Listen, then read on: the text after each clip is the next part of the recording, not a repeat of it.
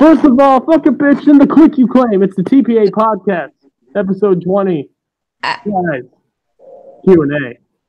Our first Q&A. Our first official one. We did one before, but it wasn't really that great. We have questions now. Guys, thank you. Especially Abel, because Abel's insane and a maniac, and he got us 10 questions. Holy fuck. Anyways, guys, say what's up. You actually want, the fact that you actually want to take a deep dive into our fractured and homicidal psyches. Homicidal, sadistic, yeah. Take a deep seat. Fun, guys.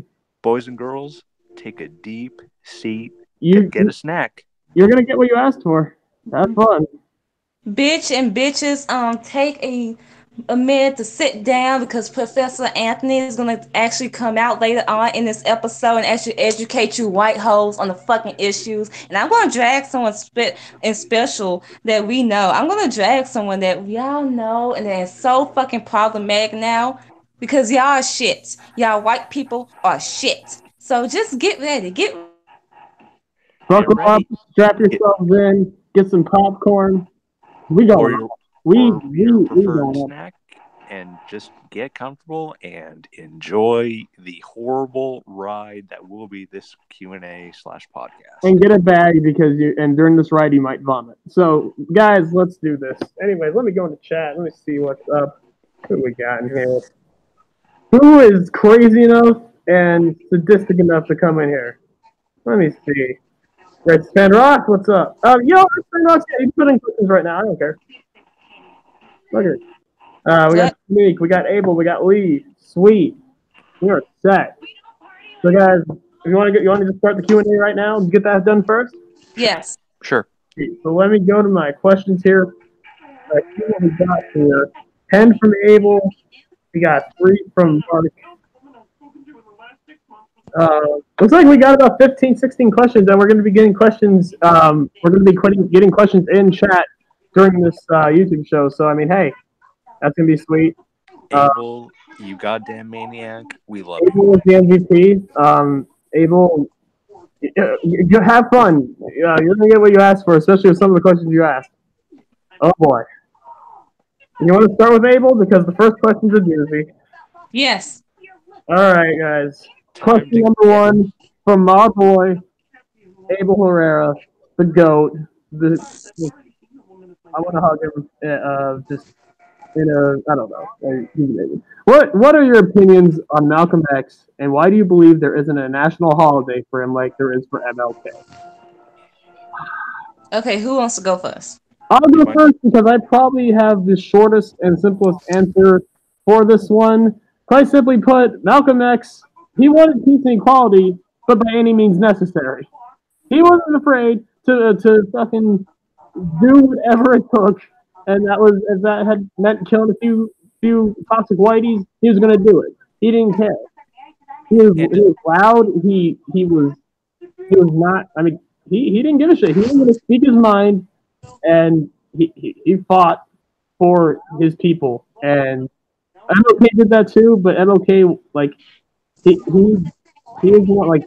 was strictly peaceful. He was just he wanted equality. He wanted his dream for color to not be a thing, not to be a way to judge human beings. Malcolm wanted that too, but if they didn't want to take his word the first time, then he wasn't afraid to. I got this. And quite simply put, white people are afraid of that. They were scared of Malcolm X. They thought of them basically Black Panthers as basically the bullshit claim that they're the next KKK, all that shit. Yeah, white people were scared and stupid, and yeah, that's why Malcolm X is not celebrated nearly as much as MLK. Oh my god! Anyways, I'm done. It's a miracle. White people actually know what the fuck they're talking about and actually did their fucking research. Oh my god. I need to do a lot more research, but you know what? Fuck it, just it's easy. If you don't know about Malcolm X, I don't know. Oh my god. No, someone else go next. Which, to tack on the cliff, I agree with him in that sense of it was primarily his methods, and that that's why he wasn't celebrated was because Martin Luther King's ideology of peaceful protest is so integrated within society today, like it was back then, that unfortunately Malcolm X's methods, although they probably would have been just as effective, it would have left people with a sense of fear rather than respect. Even though, when you stop and think about it, Malcolm X's methods, I think, would have achieved that same result faster, because I think during the time, because no offense to Martin Luther King, I mean, he's probably one of the most one of the most influential speakers of the 20th century. The problem is with Martin Luther King is that his protest, while it did yield results, it wasn't necessarily the quickest, and it created this dynamic of white people using black people as doormats, in that sense of they won't do anything to fight back. We can walk all over them. Yes, especially that. And here's my thing: no matter what type of method we go, as like black people, we do like protests or violence or anything, no matter what. I always gotta hear white people and they're complaining and their input, like, unless you as a white person, a privileged white person, has any fucking solution on how to fucking fix racial issues that's going on in this country today, to this fucking day, sit your ass down. Sit down on this. Unless you're gonna fucking use your privilege to actually help make this shit go away, in which I don't have to fear for my life every fucking day as a black person. And but yeah, you want to criticize and demean and say you shouldn't be protesting, or that's gonna cause more problems, or you shouldn't be causing violence, that's gonna cause more problems to the whole fucking world. You create a racial divide. Shut your ass up. You know who's creating the racial divide? The white people that are fucking abusing and trying to erase the black community as a whole. The white people who are being complacent, and they're gonna be shade for later on tonight. We all know. Is that good? Jarveris? Are you on Spider-Man again? What? The first question on Malcolm X and about the Malcolm X. For him like there is for MLK. Simple. Martin Luther King was peaceful. Malcolm X wasn't. There you go. Simple. It really is that simple. Like, Martin Luther King was like, let's talk everything out. Malcolm X was like, no, fuck that. If we're gonna get peace, we can only get peace by result. If you make peaceful resolution inevitable, we'll make violent revolution. And everyone as a people, we all wanted to go with, like, we all wanted Martin Luther King's method to work, but clearly as time has gone on, it's shown that unfortunately it's not working. It's being peaceful and protesting, that's not working. People don't respond to peace; they respond to violence. Like when shit gets bad, when shit hurts them, that's when they respond.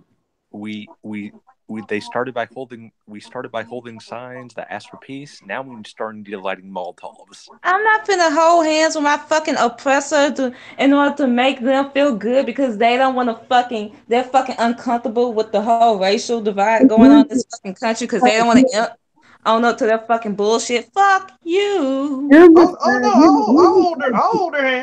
hold their hand.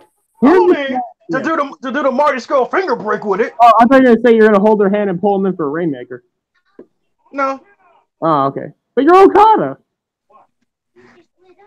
Okay. But see, pain is better than unconsciousness. There was actually a line in the game Detroit Become Human, because there's a part of the game that deals with this entire thing. Jarveris, I know you know what I'm talking about. There's this whole bit where one of the characters has to choose between peaceful protest or rioting, and there's a line where the main character Marcus goes, "You can't solve violence with violence," and his girlfriend or friend, whichever at the time of the game, says, "Unless there's no other choice." Mm-hmm. It's violence is the last resort, and unfortunately, with how like this white culture, this country has been for the past since. I mean, not even since Martin Luther King, but for all these years, it's almost like they've left us no other choice. We're trying to find other solutions, but it's almost like there's no other fucking choice. It's the sad truth. The white, like people will respond and like they will respond more accordingly, and they will actually be on their toes when you threaten them, when you threaten their livelihood, when you threaten their money. I mean, I'm not saying you guys should go out there and fucking start riots and shit like that. I'm not saying that at all. But what they respond to. All we saying is just listen to us. Listen to our fucking issues and fucking problems that is going on. That's all. That's why we causing riots, and that's why we fucking just listen. But y'all want to fucking do that. Basically, they're trying to get your attention. It's one of those. It's one of those things where Martin Luther King's protests include up to the "I Have a Dream" speech. We're just a band-aid on a much larger wound within the American society. We tried. Like, everyone tried. Like, I wish Martin Luther King's method worked. I wish that method would work, because that is the ideal, fucking way of life. Like, that's the ideal way that we want all this to be. But unfortunately, some people, it takes more to get their fucking attention and to get them to fucking listen. I mean, idealism versus realism, and it's unfortunately they do not go hand in hand. We live in the real world. It's a sad fact. Yeah. But anyways, are you guys good? You guys want to go to the next question? Yes. Yeah, let's move on. Well, let's go to a nice question about the world. What is the most amazing thing about the universe? I'm gonna let since Jarveris started, I'm gonna let Jarveris end it. I'm gonna let Jarveris start. What's the best thing about the universe? Yes. The Dragon Ball Z Broly movie? I understand. I'm sorry, I saw the Gogeta trailer, and yes, that's the best thing about the universe. Oh, I love it. Asia? Weed. Yes. Brandon? I would say the idea and the concept of how there's so many concepts and so many variables within the time and space that we have that it's infinite. And so to me, what's best about the universe is the fact that there's so much there, and there's always going to be that. There's new possibilities and new concepts to explore, and there's no limit. And as someone who values like that type of knowledge, I think it's awesome that we're able to learn it and we're able to experience that. Also, Rhea Ripley, but that's a whole other thing. I was gonna have my serious answer, and I was gonna have my my one answer could just be Becky Lynch, and we'll just end at that. But I kind of go with Brandon on that. Like, if I really want to be serious, I was gonna say Becky Lynch or ass, but I'm gonna go with a serious answer. Best thing about the most amazing thing about the universe is that, kind of what Brandon touched on is that, you think you've seen it all, and then, just every day in life, every day, every week, every month, every year, you're always, it's a constant learning experience. You never know everything by the time you're 20 or by the time you're 25 or by the time you're even 60. Life keeps giving, it changes, it evolves. And in a way, that can cause problems. That can cause some stress and whatever. But at the end of the day, that stress can also lead to finding yourself and kind of finding new ways to live, or just noticing maybe things that you never really thought of appreciating, that you actually that are holy shit, I never thought about this, wow, I have this. I end up appreciating certain things that you didn't before. Even if the worst comes to worst, if I lose my home, and fucking that's really bad, a really bad situation, and I'd go months and months finding a job, and even if I nothing goes right, maybe I get one really meaningless job, and I just get a shitty condo or shitty apartment with a basic TV and shit like that. All of a sudden, that feels like the greatest thing on earth. It's one of those things where even the most minute things, it's one of those things, the world in and of itself is ever expanding with concepts and new ideas. Like Exactly. even something And sometimes it takes events like that to appreciate it, but like it's one of those every once in a while, I think we should always like kind of look at what we have and be grateful for it. Just like exactly like when you stop and think especially for us that have worked with Asia working 2 jobs with fucking I can sum it up in the shortest way in which you had to explain it in like the longest 2 minutes. Like appreciate the finer things, the smaller things in life, because you never know. You can miss it when it's gone. exactly. Well, I was thinking that, and also like just there's always new experiences and new like you never know. Like there's always shit to learn. Like even in the things you think you know about, like something as refined as like politics or a religious spectrum, there's even finer points to those concepts. Mm-hmm. What was that like? You know, there's always new shit to learn, always new shit. Now you just have to fucking be willing to learn it, and you know we're gonna get to that later. Right, Asia? Yes. But yeah, that's my long. I didn't know where I was going with it, but I was just gonna talk until I got to it. But yeah, there's so many great things and so many shitty things about the universe. I could go on forever. But the short answer, Becky Lynch. Yeah, she's me. Oh boy, I don't even want to fucking answer this one, but I will. Number 3. Does an ideal government exist? Fuck it, I'm just gonna say no. No, it doesn't. It fucking doesn't. There's always gonna be problems. There's always gonna be something about a government that's either like is not gonna answer to like some people, or is just like the money's not gonna come. Like here's the thing: as long as our government revolves around money, like as long as money is like the main like source and currency, we're fucked. Which I mean, we live in a capitalist society, so it's going to be that way. So I had taken the reins on answering this question, and I think, and Cliff, I do agree with you that in the sense, like, ideally, realistically, a perfect government does not exist at all. But I think the closest we could probably get to it is, I would say, instead of polling from right to left, maybe go more independent, or maybe even like a libertarian, because then you kind of get a wide perspective in that you take some conservative ideas and some more liberal ideas. And to me, I think being more conservative economically and being more socially liberal would be the way to go, because then the money in the US would be good.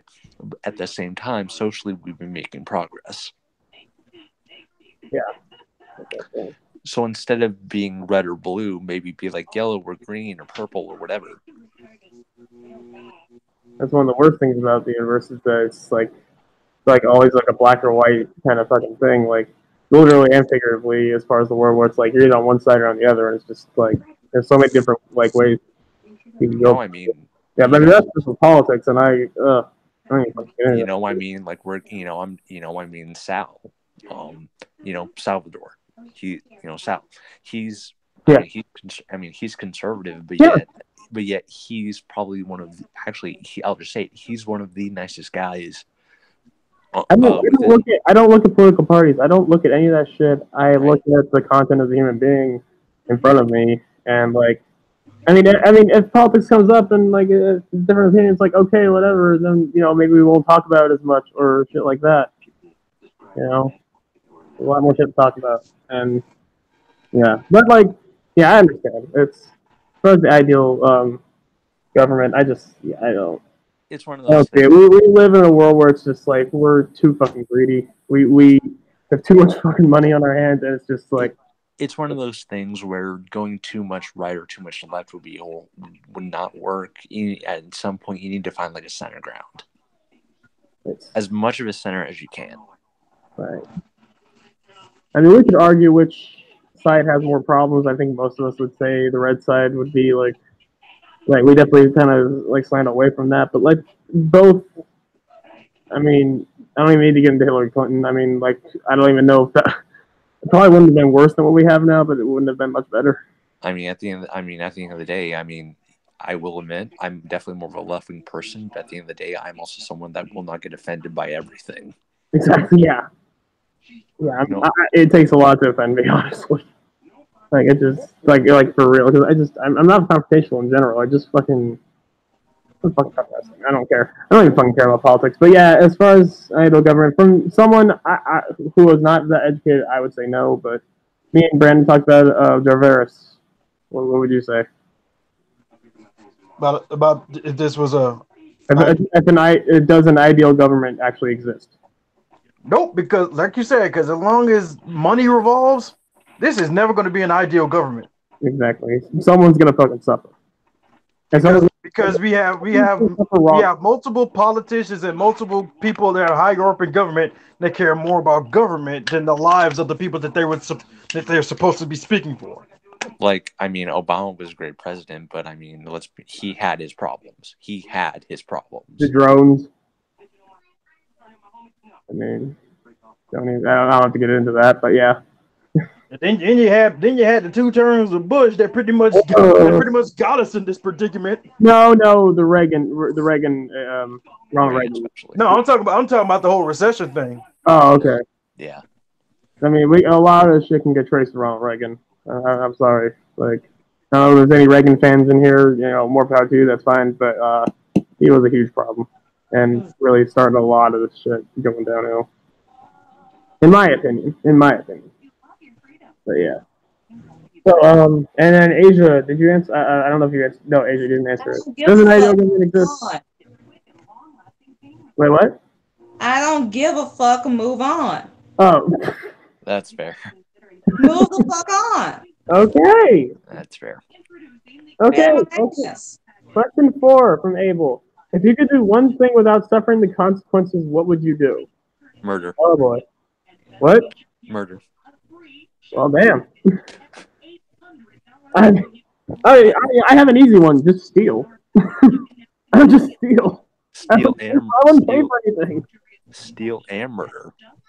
It said one thing, so I mean, there are some people I probably would want to murder, but I mean, I'd much rather steal because there's some shit I can't pay for and that I really want, like a new computer. And if I could just take the computer and run away and not face consequences, I'm doing that.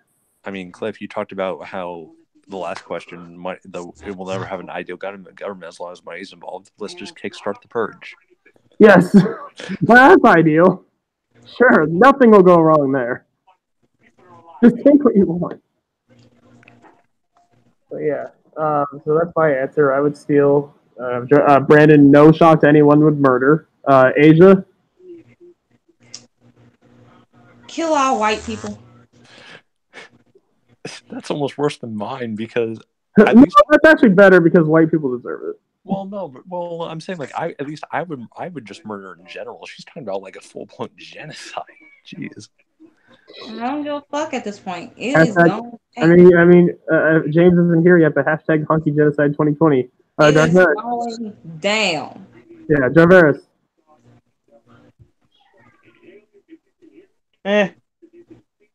Wouldn't do anything. Yeah, even if I could get away with it, I'm too lazy to do anything anyway. Racketeering. No. Yeah, racketeering, because that requires me not to. That doesn't really require me moving. I mean, I'm masturbating in public, I guess. I don't know. I don't know. These people don't deserve to see my luxuriousness. Counterfeiting? Maybe. No, I'm too rich to do counterfeiting. Oh yeah. When you're the Rainmaker, you don't have to worry about that shit. When you are the 1%. Oh, street racing. Oh, there you go. Yeah. I've always wanted a street race. Oh, cool. Nice. There you go. Oh God. Oh, hey. Fun question here from Abel. Have you ever been in love? If not, what is the closest you have been to being in love? Can I take this one first? Go ahead. I have not been in love. I have been in a friends with benefits relationship. I have one night stand, a friends with benefits shit. It was more cons than pros when I look back on it. And it's like, oh God, I was just not ready for sex. And it's destroyed me. Men ain't shit. I mean, Asia. Do you want to tell everyone? What? Tell them what? What do they want to know? Well, I mean, you know. Oh Look, yeah, it's the 2-year anniversary of me losing my virginity. or not? No, not that. I mean, just like what? Congratulations. No, I just mean like, should we just get it out? Should we just get it out in the public? Should we get it out in the open? I don't know what you're saying, so you go ahead and say it. With us. You say it, because I'm not even sure what you mean. I mean, so wait, are you two dating? That. Oh, yeah. Cool. Yeah, that's Thanks, Asia. Jesus Christ. I knew it. Jesus Christ, Asia. fuck. So I long. gave you a curve. I just gave last you like a 70 mile, like a 60 mile an hour fucking not even curveball, and he just didn't even look at it. Look, I was about to break up with you last week. You lucky I kept you alone. I mean, yes. I mean, shit, you're right, but still, yeah. So, is it like a long distance thing between you two? Until April. Nice. Yeah. I mean, if we're gonna be honest with the question, because that was gonna be my question. That was gonna be my answer. But like, we're not counting that because I don't want to get like too detailed into that because I mean, it is our lives. But I mean, if I wanted to answer it like honestly, I would go with that. But there's been a few times, but it could have been just lust, honestly. It's like if sometimes it really is hard to like. Yeah, it was probably just lust, especially as a high schooler. To love anyone, I gotta love myself and focus on myself first. So until then, I'm not gonna be in any relationship, and I'm not gonna love anyone else. Exactly. It's like if Sasha Banks and Kurt Hawkins got together.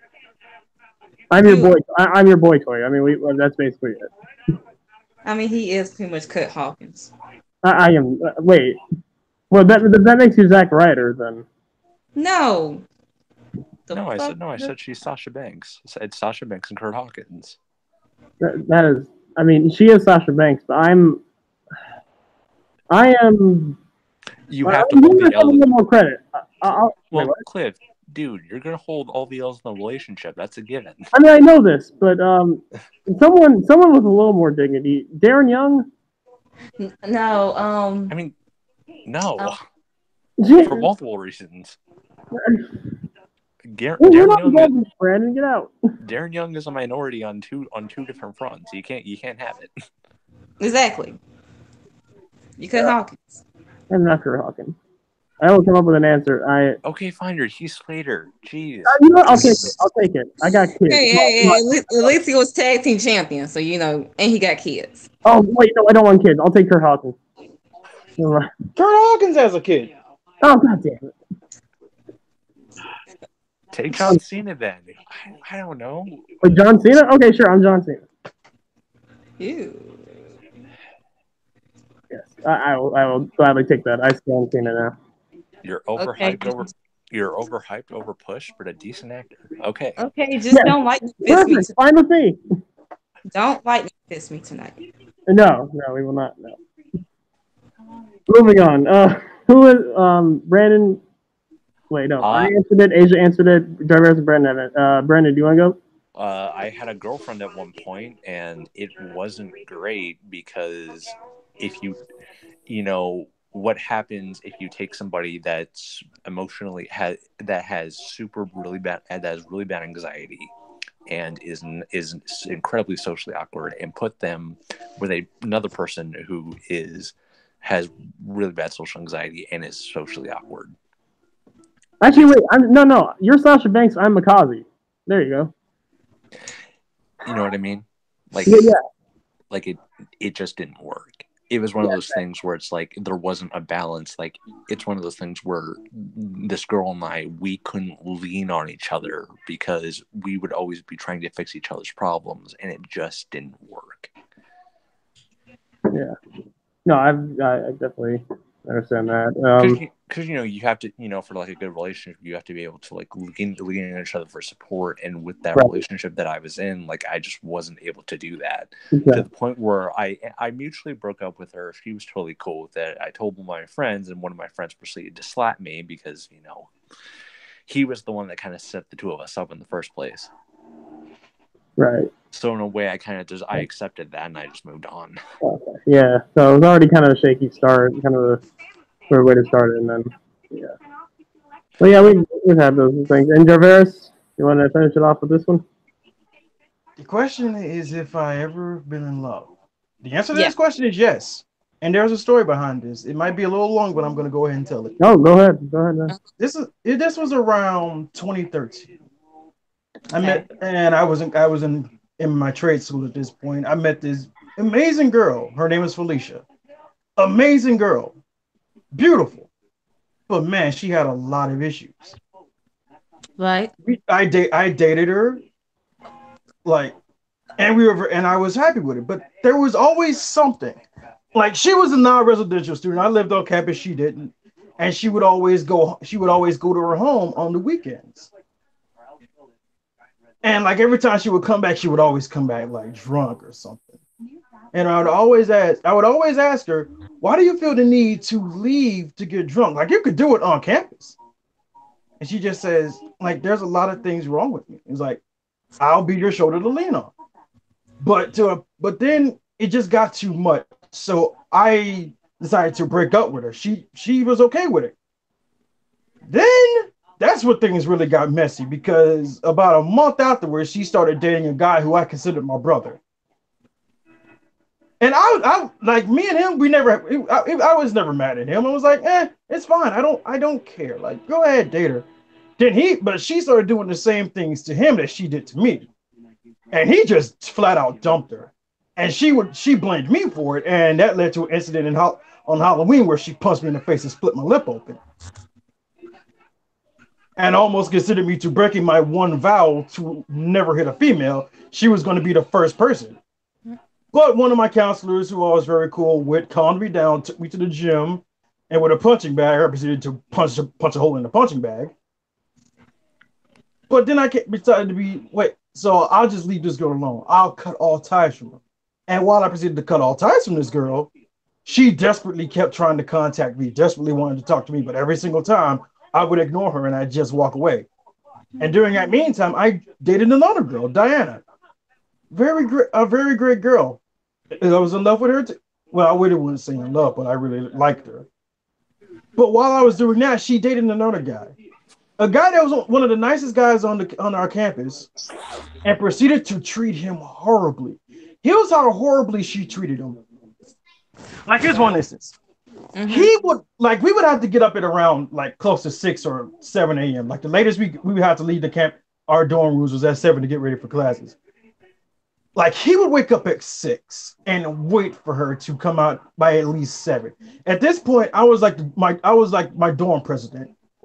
Like I was the president of the dorms. I had my own presidential dorm with my homeboy Gordon. And it would be me, my friend Gordon, Jamie, and Shamar. You would always leave out early because we get high and we go and eat breakfast because that's what we do. And I would always spot him just sitting outside the girls' dorm waiting on her. I was like, bro, what are you waiting on her for? He's like, oh, I'm just waiting to eat breakfast with her. I was like, oh, okay. But during all that time, she would text me on my phone telling me good morning, handsome, good morning, all this. I was like, you know your guy's out there waiting on you, right? He's like, oh, it'll be okay. I was like, no, that's not okay. Like, you're taking it for granted. Like, and it got to the point where he waited out in the rain for her for about 30 minutes. What? Yeah. And here's one of the worst things. There was a point in time where they wanted, like, she and her friends wanted to go to a hotel room. She initially invited him, and she invited me. I decided to bring my girlfriend because this would have been the only time I got to get it in with my girlfriend because they weren't going to let us do that on the campus. Like you get caught on campus having sex with your girlfriend on campus, that's immediate expulsion. You're getting kicked out. Oh, okay. So we have to get a hotel room. So like, okay, I'll pay for my own room for me and my girl. I'll put in money for y'all to get the weed and alcohol that y'all need. But here's the problem. Like going on through the weeks, he backed out of it. So instead of begging him to come with her to go to the hotel with her, she goes to my friend Al, to my brother, and they end up having sex that night. He comes, like, we can all get back. He comes to my room, and knocks at my door, and I was like, "Hey, what's up, man?" He asked me, "Did you sleep with Felicia?" And I'm just like, Yeah. "Nah, bro. I brought my girl with me. I didn't need nobody to sleep with. I had my girl." Right. So like, it eventually gets to him that that her and Al slept together, and she thought I told her out, and I just asked her like, "What would I gain?" Like, I should have told him because the look on that dude's face, the dude looked broken when he asked me that question. Like, honestly, it was your fault, but you're mad at everyone else because they told your boyfriend of the fuck shit that you did. Like, look, I got mad love for you, but you are a horrible piece of shit. Jesus Christ. But yeah, unfortunately, that was the one girl in my trade school that I fell in love with. I figured out at that point in time, like, that could have been me. I could have been me in that situation. And I just thought it sucks. And this is something I think girls know they have. Like, they know they have the advantage when it comes to guys and how we feel about them. And We it's do. like, I'll admit that we do. you I know, know I do. it's an unfair advantage because it's like, I can use you for sex or whatever, and there's nothing you can do about it because I know how you feel about me, and I'll continue to string you along. And as long as It's you're the dating, same. Yeah, y'all guys do it too. Yep. sure. But see, Well, my thing Y'all, is, y'all, my thing is, I've never done that. Like, I would just tell you straight up, if like, if we're in a relationship and I feel like it's not working out, I'll tell you. I'll just tell you. I won't string you along. I'll just tell you, like, look, it's not working out. I think it'd be better you and I just be friends. If something grows, then we could try it again. But up until then, I'm not going to string you along and just play with your feelings. it's so much better to do that than y'all, just like because if you get caught, then it's just like it's much worse of a yeah, just y'all one. guys, y'all use us women, use our hearts and how we want to be loved and want to be protected in this fucking world. And y'all use us to do y'all shit, clean y'all, do the house, all that shit. But y'all won't love us. Y'all go cheat on us and all this fucking bullshit. But y'all expect us to stay alone. Do we have to quote that Janae Aiko song? Bitches and hoes. Bitches and hoes. Bitches. Like here's the thing, like, me and her are still friends. Like, throughout that course of time, like, I was still a friend. Like she would always come to me advice, even though she would hate when I gave her the advice because most of her friends just hopped on her side to keep her happy, but I was the only one that really told her the truth. Like, you hate what I'm telling you, but you know I'm right. But like, I'm the only one who has the balls to tell you that, yeah, you're in the wrong. But Which is what you should always do. You should always be willing to tell people what they should hear, not what they want to hear.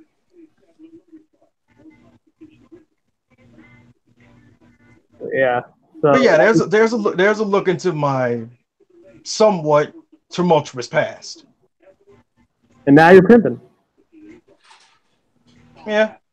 Yeah, it's okay. Don't expect me to divulge any more into my past because No. it's probably not going to happen. No. Able, dude, I think you just broke us with that question. Yeah, you did. Relationships suck. They do. Damn it. And the thing was, it was actually a pretty good relationship until when I finally figured out that it wasn't working. It's when Brandon Rogers put it best: being single is a privilege. All right. So you guys want to? Well, guess what, guys? We're only halfway done with Abel's questions.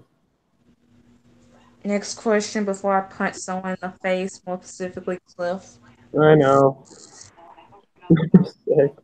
Well, okay. Finally, a lighthearted one. Who are the top 5 best women's wrestlers in wrestling today? Bianca Belair. You guys want to just do like each of you do your top 5? Yeah. Yes. Sure. Okay, cool. You can go, Brandon. Okay. These are in no particular order. Bianca Belair. Okay. Io Shirai, obviously. Kairi Sane. Okay. Rhea Ripley. Mm-hmm. And I'm trying to think. There's another one. I'm gonna say even though she hasn't done much, just because of her age and where I think she'll go, I'm gonna say Zaya Brookside.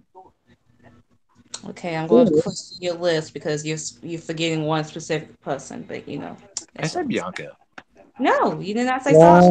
Sasha. Okay. I was gonna give it. I was gonna do it. Okay. Asia, do you want to go? Okay, Sasha Banks, Yeah. Shirai, um, yeah, Becky Lynch, Kyrie Sane, Bianca Belair. Nice. Top. Okay. Traverse went last, so you can go. You can go next, Traverse. Okay, so you said 5, right? Yes, top 5. Yes.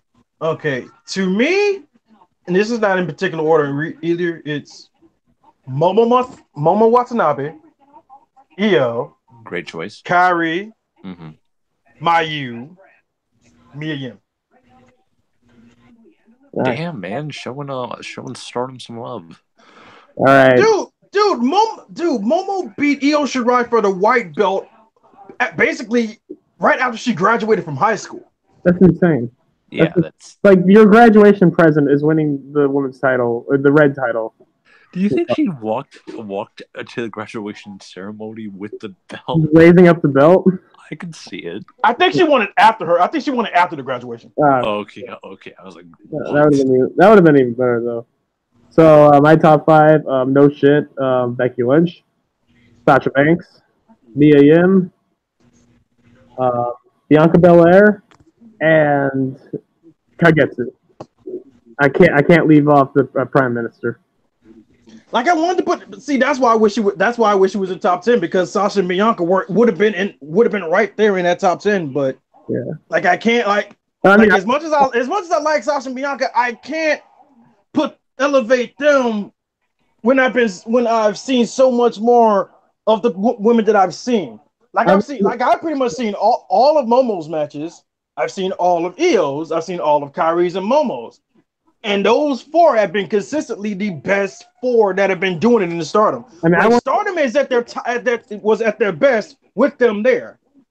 I mean, if I did top 10, I would have put Io, I would have put Kyrie, I would have put Taya, I would have put Ember, and then I probably would have put those are for my 9, and then I don't know. Probably it's been 5 years since Paul Walker died. Shit. Oh shit.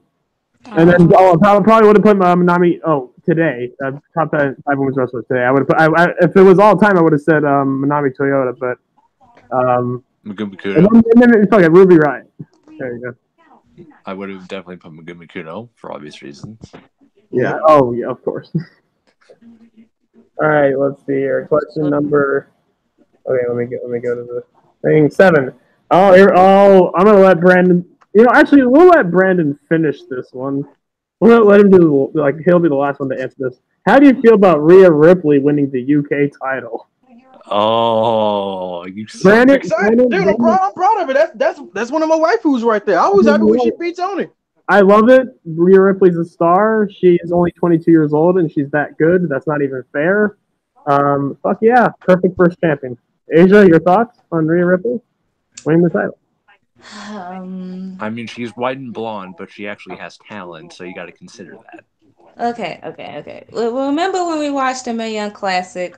This version is like the just recent one, and Michael Cole on commentary is like everyone's comparing her to everyone's saying she's gonna be the next Charlotte or some shit like that. I'm like, no, because she actually has charisma. She actually has talent. She actually knows how to be a fucking heel. She actually can cut a promo, and despite the accent, she's actually good at it. It's fucking crazy how she's already good at this shit. I wanted to drink a gallon of bleach after Michael Cole said that. I'm not gonna lie. I was like, what? What? In what way? I know she was good, but after that Tony match, I didn't know how she was that good. She's that good. She's that good, man. In the crowd and how she know how to do psychology when it came to Tony's back throughout the whole fucking match and how it's she has it. Which there are only a select few wrestlers that know how to do that and do that well. Typically, she has it. like typically those like minor storytelling bits don't come in till like you're in your 30s and when you're really seasoned. Like Rhea basically gave Tony a case of Mac Jacksonitis. And she is so good that she doesn't even need to play up the whole Tegan situation, but she does for heel heat. Unlike some people that need a whole shoot injury to be a heel because they don't have any other fucking talent, any Nia other Jax. fucking department. Yes, The toilet? toilet jacks. Toilet. The Nia toilet. Niability Jax. Liability toilet. But Brandon, you can go next. Have fun, Brandon. You guys Go are jerk wonderful. off. You guys are wonderful. I love you all. Okay. Love it. Oh, this way. It's interesting.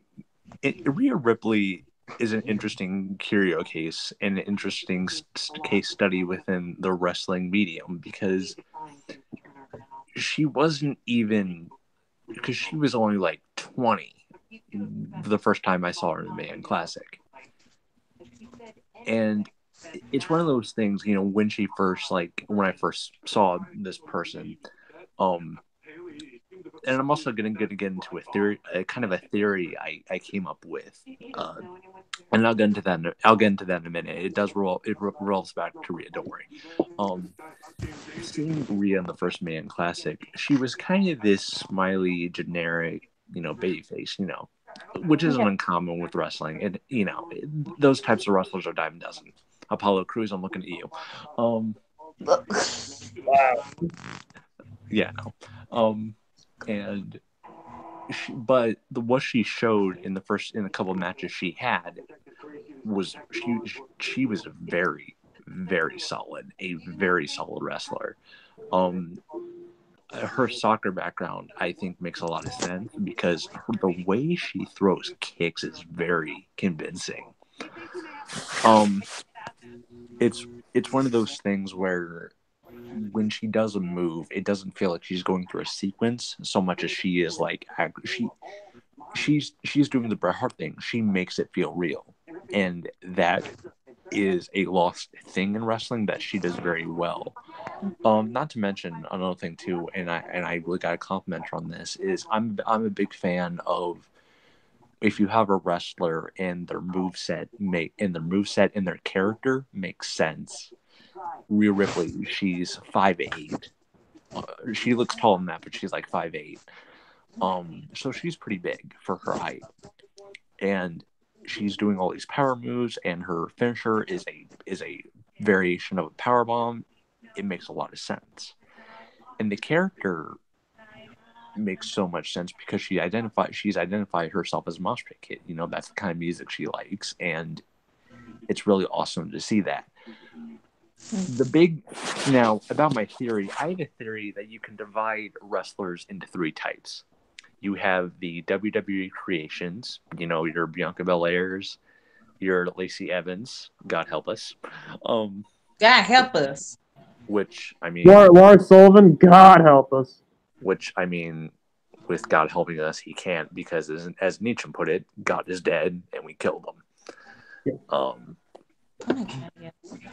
But yeah, you have your WWE creations. You know, your Laura Sullivans, your Lacey Evans, your Bianca Belairs,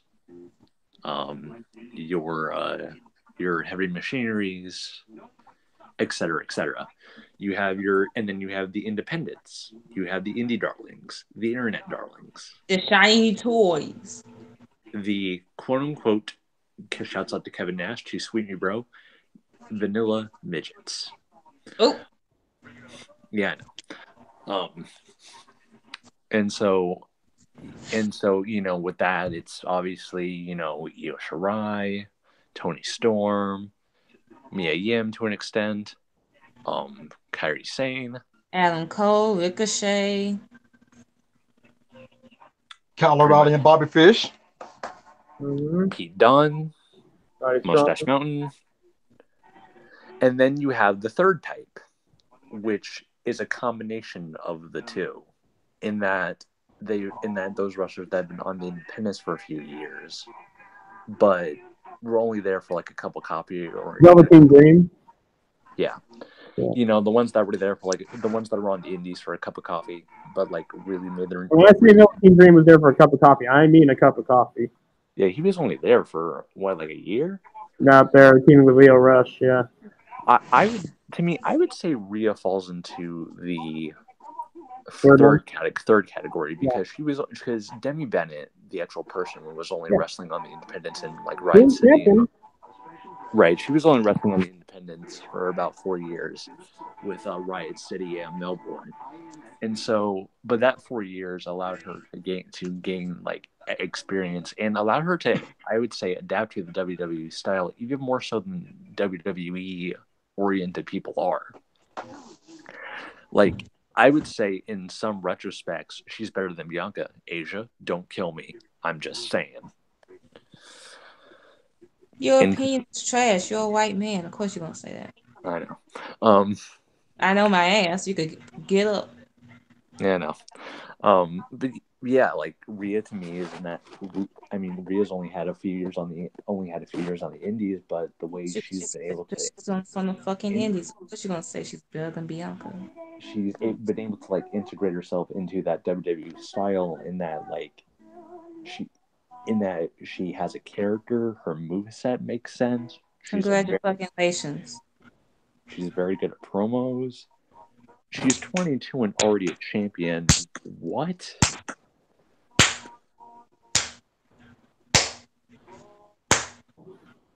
You were starting off real good, and then you have to drag Bianca.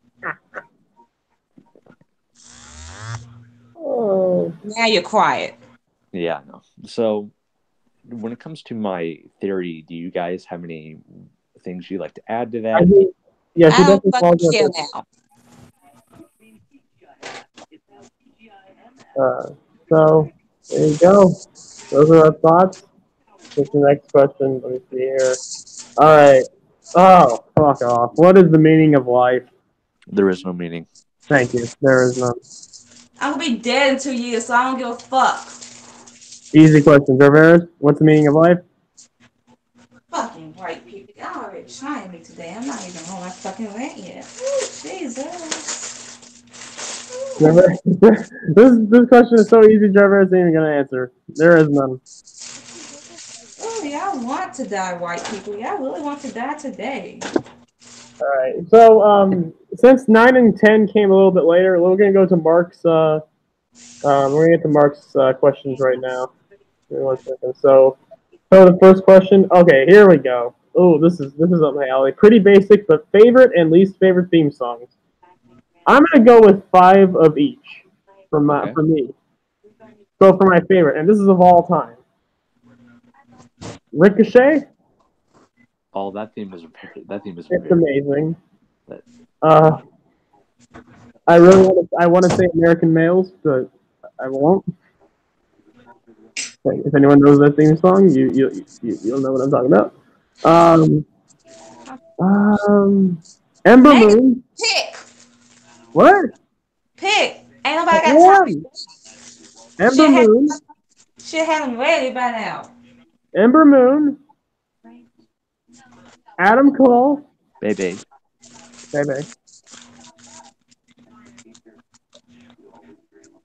DX. That's just a classic for me because it's a Rage Against the Machine like song, so that's up my alley.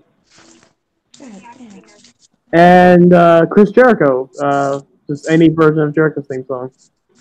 Those are my 5. And now least favorite. I would have said Adam Cole's New Japan theme, but I've warmed up to it a little bit. So I'm gonna say Right to Censor, Cesaro. That wasn't even a theme. That's just like a wall of noise. Exactly. So I hate it. Cesaro. Samoa Joe's first NXT theme. Oh, whatever that was. Shit. That's it. I have 3 more. So good. I'm going. Billy Gunn's theme. I hate that theme so much. Oh, that's great. No, we're not doing that. The fact I don't even hate the song, but the fact that they changed Christian's theme song when he came back was just insulting. How dare you take away that theme song from me? How dare you take away that 2005 version? And oh shit, there's a few, but I'm gonna say what? Let me pick. You picked enough. I said I would have 5 for each. I have one more. My last one. Oh, Robert Conway.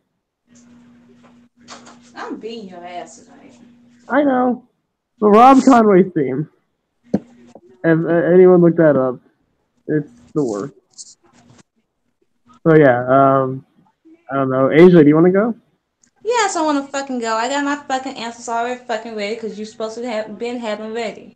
Bianca Belair's theme, Sasha Banks' theme, and Becky Lynch's theme for favorites. Non-favorites are Laura Sullivan's. That's it. Only 4. Well, you had less than me, so. Right. I don't have to pick every fucking one I fucking like and not like. Fair enough.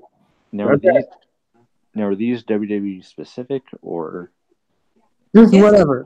Just like thing you like or don't like. Okay, Jarvis, do you want to? I'll probably go last. If that's okay. Let the pimp. I haven't heard Jarvis in a while. Jarvis, you there? He said he'll be right back. Oh, okay.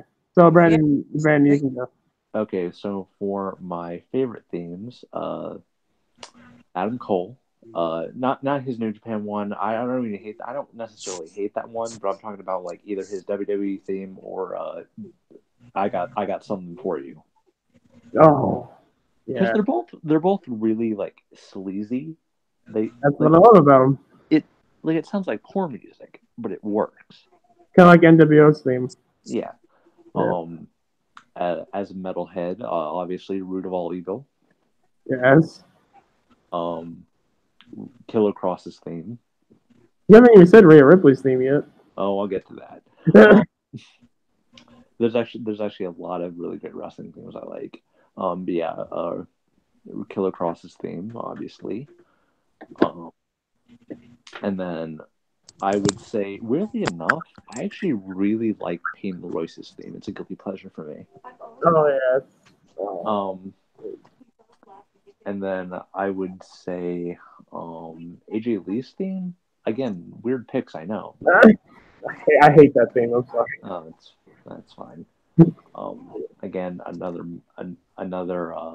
metal one, Metalingus by Alter Bridge.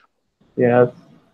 And then obviously the big one, Last Straw, Rhea Ripley's theme. Yes. Oh, dude, I forgot Walter's theme. Actually, just Ringtop's theme in general. I just love that musical piece. Now for the themes I hate. Billy Gunn's theme, because think about the lyrics for a second. Oh, yeah, he loves ass. He loves the poke 'em. He loves the shove 'em. Truly awe-inspiring lyrics. Yes.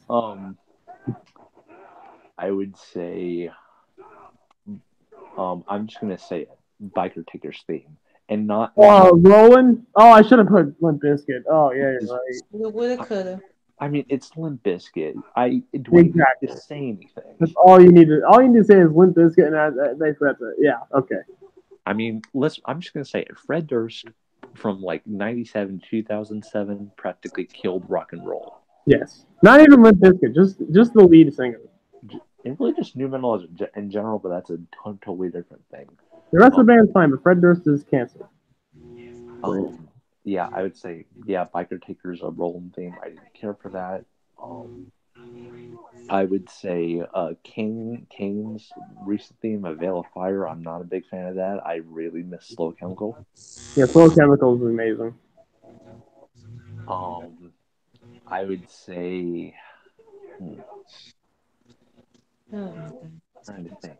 Because really enough, there aren't necessarily a lot of themes I don't necessarily care for. There aren't really that many. Not really. Most of the themes they make are great, so yeah. I would say, I guess Ken Shamrock's theme.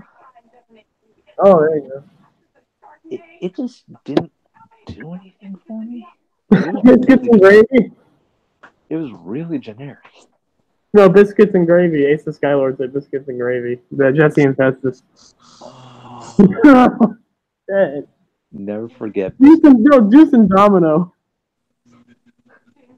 I can't even do the theme song. It was so bad. Emma's original theme, I absolutely hated that theme. Also for favorites, Hayden Wreck. Hayden Wreck is definitely up there. Long live Hayden Wreck. Are y'all finished or what? Yeah, I'm finished. Okay. So I think we're good. Let's see here. This is reverse. Okay. Whenever reverse comes, well, we can have an answer it later if it's fine. Back. He's back? He said he will. Okay. So you guys want to move on to the next question? Yes. Yeah. Okay, cool. Alright, question 2. Let's see here. Oh yeah, this one's just for me. About me meeting Becky December 18th. How stoked I am. You want to know how stoked I am? I'm fucking... I don't know, like... It doesn't feel real, so I'm just... It doesn't even really hit me yet. If he dies, some Asia's gonna take over the podcast. Calling it. If I die, Asia's gonna stomp on my dead body, and then she'll take the podcast. I mean, shouldn't you be thanking me for telling you about this? Yes, thank you. Yeah, Asia is the one that actually told me about this. She gave me the link. She said, "Hey, dude, Becky Lynch is coming December 18th." And I looked it up. I was like, "Oh shit, it's Fresno. Fuck it, it's worth it. 4 hour. It's like a 3 or 4 hour drive. I think it's like 3 hour drive. Fuck it, fine. I'll take it. Whatever. Might not come again, so fuck it. So thank you, Asia, for giving me that. You're welcome. And I'm fucking stoked. One of the fucking things that pissed me off, I was gonna get her like a present as far as like a Pearl Jam plaque or something. Everything else I've gotten off of Amazon for myself and for people on Christmas came in like 3 or 4 days, 2 days, 3 days. This shit's come in like a month, and it's gonna be fucking late, and I'm pissed. So I had to get her a goddamn avocado toast shirt. I found a shirt that said, "I just want some avocado toast," so I'm gonna give that to Becky. I don't know how she's gonna react to it, but fuck it. It was only like $10, so I was like, all right, whatever, I'll get that. So yeah, there you go. I'm stoked as fuck. Oh, by the way, just a little update that I feel like I should give everyone's attention. I feel like this is the perfect time to do it. The first woman to be #1 on the ESPN WWE Power Rankings. Do you want to guess who it is? Becky fucking Lynch. Again. And more specifically in terms of SmackDown viewership, last week she wasn't on the show and ratings went down, and this week ratings went up, and specifically the 18 through 49 female demographic that went up. Yes. And who was on this week? And that was Becky Lynch. You're damn right. So say Becky Lynch is a draw. I mean, especially to the women, because like the women's shirt for her Relentless shirt got sold out. Yeah, her stuff is selling out. Her merch is selling out right now. Dude, she's reaching everyone, women and men, but the women, I think, they know like she's the leader of this. Her orange sweatshirt is selling out. Her orange Relentless shirt that's sold out. Like some of her stuff had to be on back order. That whole like Christmas elf thing that she has, that's sold out too. So basically, Becky and Sasha rule the merch world as far as women go. Yes, Sasha right now, she's back on top in terms of female with the most merch. So it's gonna be Sasha, and it'll be Sasha 1 and Becky 2. Dude, Becky is like taking over the world. Well, she's like that 98 to 2000 period of like Austin levels of white hot. Oh yeah, she is. The man shirt is basically the equivalent to Austin 316 at this point. That's not one thing you could say she is bad at. Like she needs to improve on. She's basically hitting all cylinders in terms of wrestler that has everything. The only thing that anyone can really truly say about Becky Lynch is that she's not a great athlete. And sure, okay, she's not exactly the most athletically gifted, but the fact that that's why she's so goddamn good in the ring, because it's her technical prowess, it's her experience, it's everything else that she does. You don't have to be a Ricochet. And she's doable. She barely gets injured, and the only time she did was years ago. But even now, that was the whole Nia Jax. Nia Jax was being fucking reckless. And she came back in 2 weeks. Even then, she came back 2 weeks later. She wasn't out for like a whole month. 2 weeks. I wouldn't say that was reckless. That was more of Nia Jax being a cunt. Yes. Wanting to get herself a push. So even then, Becky Lynch, you can rely on her to last years upon years in the fucking ring and not getting fucking hurt. She's a great talker, great wrestler, reliable, and is amazing with her fans. What more could you want in a face of the company? Gee, I don't know. But no, let's push Lars Sullivan. Yeah, that'll work. Can't wait to see when Lars Sullivan's shirt goes on WWE Shop. No one's gonna fucking buy it. I can't wait to go off on Lars Sullivan later. I can't wait to go off on Lars. Fuck Lars. But yeah, and now let's get to number 3 here. Where the fuck is it? There we go. Okay. So actually no, yeah, because his third question came in a little bit later. So let's get to Abel's last 2 questions here. So, no, here's Mark's question. So let's just get Mark's number 3 out of the way. This is for everyone. If you could only go to one wrestling show for the rest of your life, doesn't matter the promotion or the show, what would be the one match you'd want to main event? 1-on-1. I'm gonna let Asia go first. Wait, so if I can go to one show, what do you want to be the main event? Okay. Just a WWE show like WrestleMania, and just have Sasha Banks versus Becky Lynch in an I Quit match. Nice. Honestly, that probably would have been my answer. Fuck. Becky Lynch versus Mia Yim. Last woman standing. There you go. Masada versus Ishii Iron Man match. Weapons are allowed. Surprised you didn't say Masada versus Suzuki. Be a literal murder in that ring. But yeah, so there you go. We're gonna, when Jarvis comes back, we'll ask him all these questions. Okay. I'm here. Oh, you're back. Okay. So I've been back for the past 4 minutes. Oh, okay. You haven't done anything. Okay. So, because okay, let me go to Mark's. I think it was Mark's first question. Okay, Jarvis, your favorite and least favorite wrestling theme song. My favorites are Andrade's theme, the theme for DIY, Rebel Heart, Ciampa's theme. Ciampa's theme is amazing. I need that as my ringtone. Yeah. Both of Tanahashi's themes. Yeah. Okada's theme, obviously. I like Tanahashi's new theme more though, a little bit. Yeah. AJ's New Japan theme, AJ's ROH theme, and Roddy's theme and Undisputed Era's. Honestly, AJ's current theme is pretty good too. Yeah, but I like his New Japan and ROH themes better though. Oh, definitely, yeah. His ROH theme is probably his best. I really don't have any wrestling themes I don't like. Oh wait, nope. I just thought of Kona Reeves. I mean Cesaro's.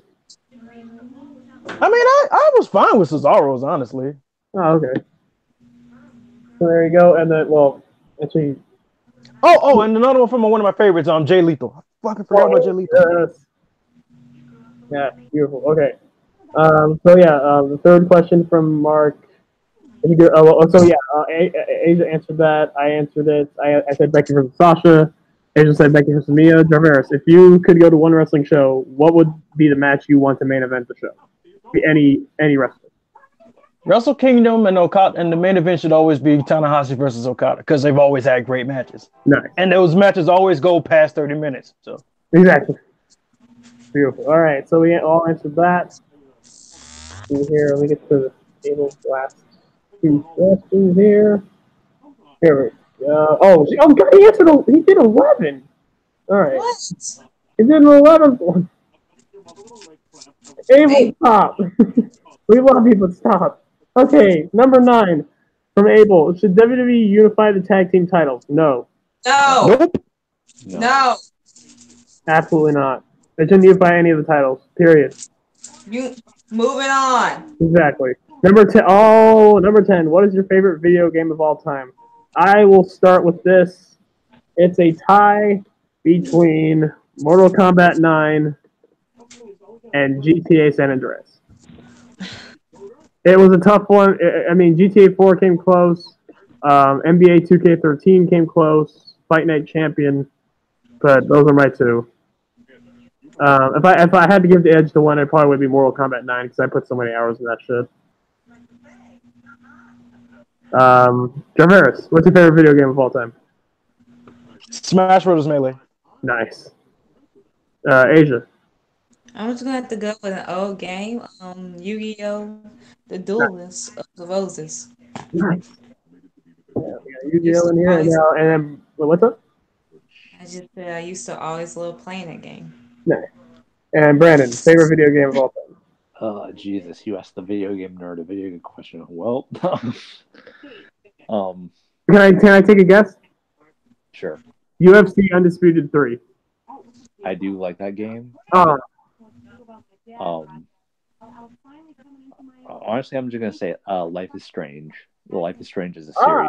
Oh, I love that game. What can I say? Yes, I'm violent and I like my death matches, but at heart I'm sentimental and I like to cry. That is bullshit. What? No, not what Brandon was talking about. I just looked in the chat. Kareem Hunt just got released by the Chiefs. That is bullshit. Wait, what? Oh. Well, ain't that one of April's next questions? Yep, that was his 11th question. That is such garbage. What do you think of the Kareem Hunt situation now that the video has been leaked and now that Kareem Hunt has been released from the Chiefs? It's garbage. It's straight up garbage. It's bullshit. Okay. I didn't even have an opinion on it, but now that I know that he's been released, that's garbage, man. Asia, have at it. Okay. I know. I researched. I heard everything about it. Like, apparently, the story is, he was at a hotel and there was a female, and then she said some racist shit, some racial slurs to him, including the N-word, to him and his friend, and then he hit her and kicked her and all that shit. So here's my thing. Yes, men shouldn't be hitting women. Okay. But if you say some racist shit, regardless of fucking gender, and if you say the N-word, don't be surprised when someone put their hands on you. And don't play the whole female I'm a woman card, especially if you want to be considered men and women are on the same footing and but yet you want to play fucking victim, play weak, but yet you're a racist piece of shit. But you want me to feel sorry for you when you say the N-word, but when he put his hands on you? I don't give a fuck if you're female. You're going to get your ass beat regardless. You say two wrongs don't make a fucking right, but as far as I'm concerned, she got what she fucking deserved. Boo fucking who? I'm not gonna feel sorry for that white bitch.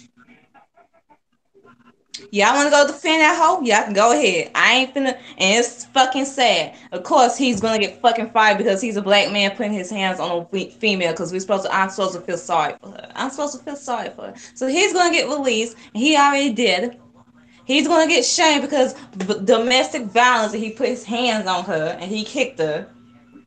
Because we're supposed to protect the white woman in this situation. We're supposed to protect all these white women. Oh, I'm supposed to go cry 2 tears for you. Oh, because you want to be a racist piece of shit. It's one thing. It would be one thing if the woman was just going about her business. She didn't say no racist shit. And he just put his hands on her for no fucking reason. He was just harassing her. It'd be one thing if he did that. Then I'd be all on his ass. And I'll be coming for the white girl, and I'll be saying, you didn't deserve that. Just go about your day. You should probably sue him. It'd be one thing if she didn't do anything, and he did all the wrong.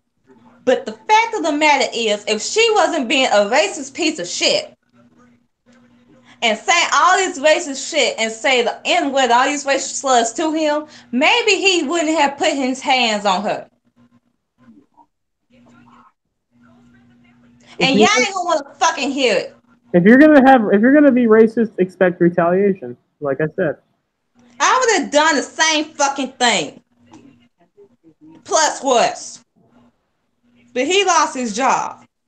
Because America want to feel sorry for the white girl. Y'all want to say something? Or y'all going to stay quiet? I'm just gonna keep saying what I'm saying. That is garbage. I said it's bullshit, and you said it better than I could. It's fucking bullshit. Meanwhile, she's not going to get any fucking punishment for saying all this racial shit. Nothing. She's going to get her sauce free. Yeah. Because Lord knows Lord knows he can't hold a white person responsible for them being racist. You can't hold them accountable. Protect the poor, pretty little white girl. Yeah. Same bullshit. Fuck these white bitches. Fuck y'all. You got anything to say, Brandon, or do we have to move on? You're right. You're right. Move on. Yeah, that's. Yeah, and hang on, Brandon. I want to apologize for saying that, just blurting out while you were answering the previous question. I'm sorry, but that made me upset. That upset me. I mean, to be fair, it is somewhat bullshit, and I am sentimental, but yeah, sure. Bullshit. You have feelings now. I swear he was getting so sentimental about answering the question. This thing, I just blurted out bullshit. Yeah, I mean, you're not wrong. I am a horrible person, but yeah, sure. Brandon having feelings. And of course, Lee found it hilarious. What? No. Me having feelings? What? No. Come on. Like sometimes I have. Like it wasn't even Brandon. I was just so pissed off about hearing Abel say that Kareem Hunt got released. I was like, that is some bullshit. Yep. Not the first that is garbage. It's not the first time a Kareem has had to deal with some bullshit. No. The frustrating thing is, okay, this whole thing happened in February. Why the fuck is it taking November for this shit to come out? Because the video came out and was leaked by TMZ. That's why. And it was on Black History Month, too. Oh, my God. February, November. Why is it taking this long for this shit to come out? You wanted him to get fired. TMZ. You wanted him to get fired. TMZ sucks. That sucks. Oh, he's James is her. So we got that shit going. I think we just answered all the questions. Good. I mean, well, I think it's a few more. Let me go into some chat. I don't see any more. Man, that news was just so much garbage. That's some fucking bullshit. Oh yeah. I got a question on Twitter from Lee Clark. Why does Raw suck so much? For one thing, it's 3 hours. For another thing, it's written by people who don't know what the fuck they're doing. And thirdly, it's Vince's baby, so of course it sucks. I'll go next. Number one, because they focusing the divisions on the wrong people, and they just put on like one specific person. You're not supposed to fucking do that. They're having mediocre ass storylines, and number three, yeah, it's 3 hours, but look who's fucking in charge. Look who's in charge in NXT, and then look who's in charge of Raw and SmackDown. Mostly Raw, because that's Vince's baby. Yes. Yeah, Raw is off. I mean, SmackDown has been kind of meh as of late. It's had its moments. Dang, that Daniel Bryan promo. Vince really oversees SmackDown as much as he oversees Raw. Exactly. Yeah, can everybody tell James what we're so upset about because he just got here? Kareem Hunt, his I don't know if it was girlfriend or whatever the fuck happened. And this was in February. She said some racist shit to him and even said the N-word. And Kareem Hunt fucking punched her in the face, did whatever. And who's getting the fucking blame? Who's held accountable? The guy hitting the girl because how dare you? You know, because that's more that's less justifiable than a woman fucking being a racist piece of shit. And I'm sorry, if you're gonna be racist, expect retaliation. Always. It doesn't matter who you are. Don't hide behind the fact that you're a fucking female. Don't use the woman card, as Asia said. Don't use it. I don't feel sorry for that bitch. I really don't. I told you, I don't feel sorry for any white person if you're gonna use racial shit. I'm not gonna feel sorry for you when the consequences come your fucking way. I'm not. I'm sorry. Yeah, scratch your ass and get glad. Y'all wanna go cry 2 tears for her bitch ass? Go right the fucking head. I ain't finna do it. But yeah, James, we talked about the meaning of life. We talked about if there is an ideal government. Spoiler answer, no, because money is everything and fuck the world. We talked about there's one question we're not gonna get into. We talked about a lot of shit. Favorite theme songs and shit. Abel had 11 of the 17 questions that we got, so thank you, Abel. Yes, Thank you, Paul. thank you. Puncher Racist 2019. Yes. Well, I mean, dude, James, we're almost there. We're almost to 2020. Hockey genocide is almost here, dude. Everyone, get ready. Well, I'm ready, but should we talk about NXT tapings that recently happened? Oh, do you want? I mean, I know the biggest thing we're gonna I talk got about, I and I got the know. whole card. I got everything that happened. Okay, okay. So first there was a steel cage that was being set up at NXT. You had EC3 versus Bobby Fish that was going to happen, and then Ricochet versus a surprise opponent. Then you had Matt Riddle versus a debuting Punishment Martinez. Matt Riddle defeated Punishment Martinez with the Bro Mission. After the match, Cassius Ohno came out and KO'd Matt Riddle, so he's big mad. Then you had the Forgotten Sons versus I don't know, y'all people. Versus people, Let's just say maybe. Forgotten Sons, they won. Then you had Dakota Kai versus Shayna Baszler. The match, basically the MMA Musty Ponies got involved and they beat down Dakota Kai until EO came out and just took out all three. And by the way, Kyrie's saying she wasn't at the tapings because she has eczema in her mouth, foot, all that stuff. So that's why she wasn't at Thankfully, the she's tapings. getting better. I mean, from what I've heard, and Carrie did post something like where she was getting better. Yes. Hopefully everything's Velveteen Dream wasn't on these tapings. Keith Lee wasn't on these tapings. I believe War Raiders wasn't on these tapings. So if y'all wondering why, it's probably gonna be they're gonna be on the later tapings, like early well. next We're going to talk about Keith Lee, and that's going to lead us into a certain someone that we're going to fucking bash and destroy. year. Fuck. Okay. We're done with the questions. Yes. Yeah, we're done with the questions. Unless, guys, Oh, then it's time for me. Oh, well, it's time for me to go then. in chat. Wait, what? I told you I was only here for the questions. Oh, okay. I mean, Okay. we're only gonna do a few. We're gonna do a little bit. We'll talk about Lars. We'll talk about some more things, then we'll get out of here. But yeah, we gotta talk about Lars. Well, let me. Okay. So, well, bye, Javez. I'll Peace, just. Lars. Take care. I'll stay since you want to talk about Lars and such. I'll We stay. won't be too much longer. Don't worry. Okay, I'll just finish. Tommaso Ciampa, he comes out. He says Takeover is in the books, and he's still the MVP of NXT. He says that after all he's done, he is disappointed that the crowd does not believe in him, and that this title reign would go down as the greatest in NXT history. Then you It have already Aleister is. Black. He already is. Yeah. Then you have Aleister Black who comes out and he said he beat Gargano at Takeover, and Takeover. Wait, Black is challenging Ciampa for the NXT title at Takeover Phoenix. Then Gargano comes out, says Black and him does not have unfinished business. He's getting ahead of himself with the title match, and this won't be over until Gargano says it's over. Ciampa said he loves when Johnny Wrestling is left in the back and Johnny Badass comes out. It's going to play into a little bit later. Ciampa says that at War Games they need a steel structure. If it was him, they would do one more match between Black and Gargano in a steel cage. So basically, Ciampa he's instigating. And so later on in the night, they will have Gargano versus Black in a steel cage. You have Bobby Fish versus EC3. Before the match, Cole promises all 4 members of the Undisputed Era will hold gold in 2019. EC3 defeats Bobby Fish. Undisputed Era beat him down, and Heavy Machinery makes the save. You have the Mighty versus Orny Lorcan and Danny Butch, in which Orny Lorcan and Danny Butch defeated the Mighty. You have Mia Yim versus Reina Gonzalez. Mia Yim, she defeated Reina Gonzalez. You have Cassius Ono versus Matt Riddle confirmed.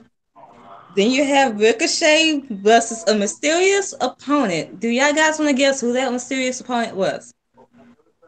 Tyler Breeze. Jesus. Yes. One might say that match was for the North American title, by the way. beautiful. I can't wait to see that match. That match is gonna fucking destroy. Oh, and I wanted it to be God represented by a spotlight. Damn. Maybe next time, Brandon. Next time. Ricochet retained. Okay, then you have Io Shirai, debuting Io Shirai versus Dakota, with Dakota Kai versus the two, nobody horsewomen from the MMA that no one knows about, despite the fact that they claim they do something. Justin Duke and Marina Shafir. And on their debut, they lost to Io Shirai and Dakota Kai. Congratulations. That's fucking hilarious. You had Dominic 0-1. Djokovic defeating Aaron Mackey in his debut match in NXT. He will always be Donovan Dijak to me. I will never call him that. Get the fuck out of here. Mainly because it's hard as hell to pronounce. Donovan Djokovic. Oh, stupid. Heavy Machinery defeated these two gentlemen, and Undisputed Era watched the match from the entryway. Matt Riddle defeated Cassius Ohno. Cassius Ohno will not give Matt Riddle a fist bump post-match. He comes back into the match, offers the fist bump, but then beats the shit out of Matt Riddle. And the drama ensues. The fist bump was not taken. Io Shirai, Mia Yim, Bianca Belair, and another Mr. Talent, later known as Lacey Evans, would compete to see who will face Shayna Baszler at TakeOver Phoenix. Also, Heavy Machinery versus Undisputed Era for the tag titles. Yeah, and then you have Io versus Bianca versus Mia versus Lacey Evans. Bianca Belair wins and will face Shayna Baszler at TakeOver Phoenix, and she pinned Lacey Evans. Beat that pony! I'll get to Bianca. I'll get to that. I'll have y'all will not speak when I talk about Bianca. Y'all will not speak. But I'll finish more on the tapings. Heavy Machinery versus Undisputed Era for the tag titles. Roddy and Kyle retained. The cage is being put down in the main event. After a brief brawl, Gargano and Black finally start the match. Ciampa helps Gargano win, and it appears they are back on the same page. So, as much as Lee Clark hates it, we're getting healed DIY, baby. What are your thoughts on these tapings so far? Oh, I thought they were pretty good. This looks like some solid TV right there. Very good. I love that. Most of the results are definitely going to be much better than what Raw's going to put out. We're going to get to Lars Sullivan versus Keith Lee in a minute, and we're going to get to Lars Sullivan in general in a minute. Let me have my moment. Y'all doubted this woman from day fucking one. The fact that she wasn't on the fucking indies, the fact that she didn't put in the muscle, the fact that she wasn't a fucking Io Shirai, a Kairi Sane, a fucking Ruby Riott, or any of these other indie darling girls that y'all want to immediately put the title on, despite the fact that they barely have any character. Like Io Shirai just got here, and y'all expect her to be at the fucking next takeover in the title match.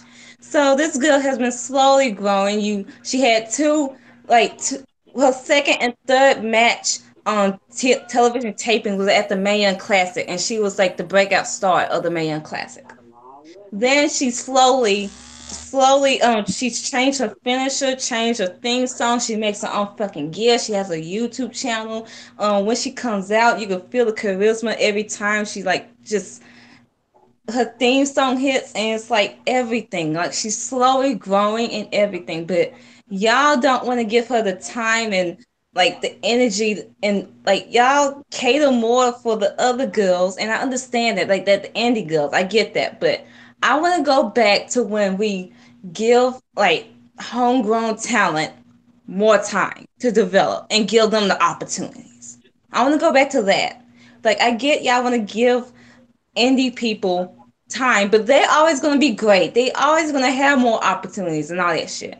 But Bianca Belair, to me, is everything I want, especially as a black female. I want representation. And the fact that she's going to get a shot at the NXT Women's title, finally, and finally going to be on the fucking takeover. It's fucking amazing to me. To me, and she is the out of anyone in this women's division, she is the most credible.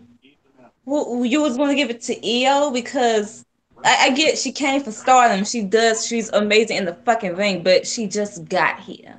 We got to establish her first before we give her a title shot. We don't want to immediately rush her up and then you focus the division on her, and then you have basically what happened with Asuka's reign. Immediately, we just recovered from Asuka's reign back last year. We don't want to do the same thing.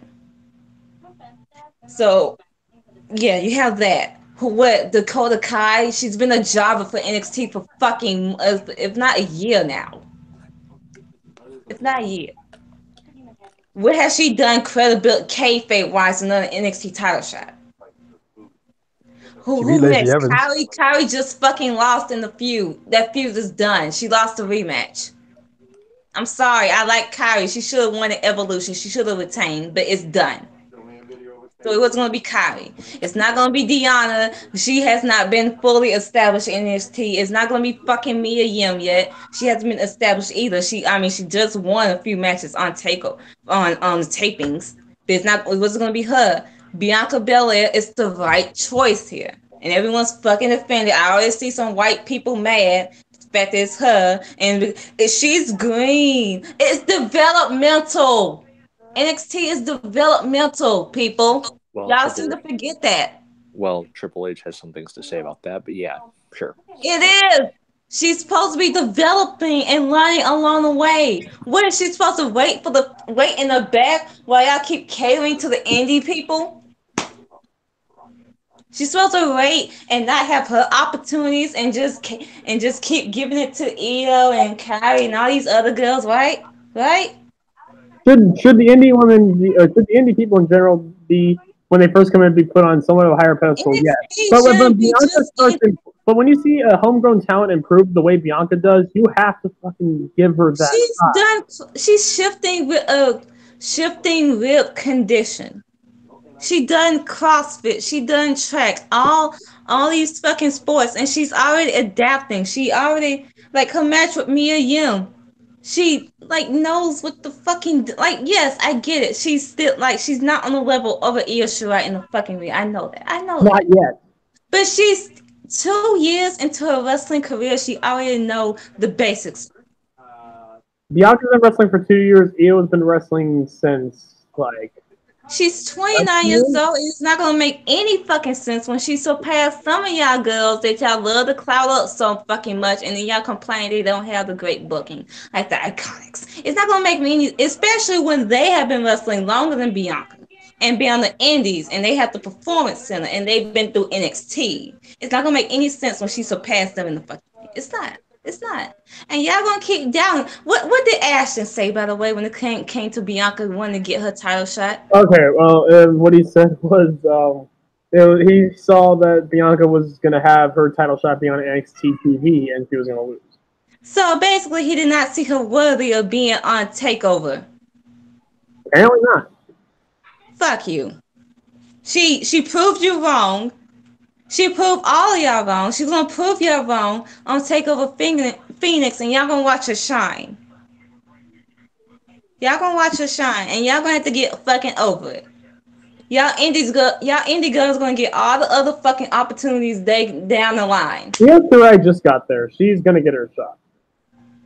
But Bianca's gonna shine, and y'all gonna fucking realize that. I told y'all from day fucking one, y'all laughed right in my face. I was behind this girl since day one. Day one. I saw the potential. I saw everything in her. But y'all laugh. Y'all laugh. Y'all laugh. Y'all don't listen to me. She is that girl. She is the fastest, the strongest, the toughest, the roughest, the quickest. She is the best. Unlike this chick right here. Miss Dakota Kai, I'm Team Kick. I'm gonna kick you. You're not gonna do nothing. She beat Seth Rollins though. I mean, it's beautiful to beat up Seth Rollins at this point. Yeah, he is fair. Rest in peace. But yeah, I told y'all, and she's gonna shine, and she's gonna take down the MMA pony that can't even defend a title without needing her musty ponies. Bianca's gonna give them some deodorant. while she beats her ass. Brandon, you better tell your girl to actually learn how to fucking do a clap back without having to self-drag herself on Twitter. Oh. Yeah. Shayna Baszler basically put herself below Ronda Rousey, which, okay, understandable. We figured that already. No, because doesn't she want to be out of Ronda Rousey's shadow? But apparently not if you still want to be under her fucking ass. But not only Ronda. Apparently, Shayna has such little confidence. I'm sorry, Brandon. If she has such little confidence in herself that she puts herself below a Nia Jax, damn. She's a baby shark. That's the bottom of the barrel. That's your face. Not even the bottom of the barrel. That's under the barrel. She can't defend the title without her fucking girls, apparently, and now she sees herself as a baby shark. She's below Nia Jax. That's your fave. She's not even a baby shark anymore. She's a goldfish. Well, I mean, my depression couldn't get any worse. She's a good wrestler, Brandon. Don't get me wrong. I still like her as a wrestler, but yeah, she's a goldfish. She's not a better heel than Bianca. Oh, no. Indy, she's ending all your indie girls too. She ended Dakota. She ended Mia. She ended Diana. She even ended Candice LeRae. All y'all indie girls who aren't even in a storyline right now. Who's laughing now? I'm laughing now. Yep. And now all you white hoes gonna be fucking offended when she wins the title. I mean, to be fair, I still have Rhea, so I'm still good. Mia Yim's gonna get her shot in about a year or so I'm good.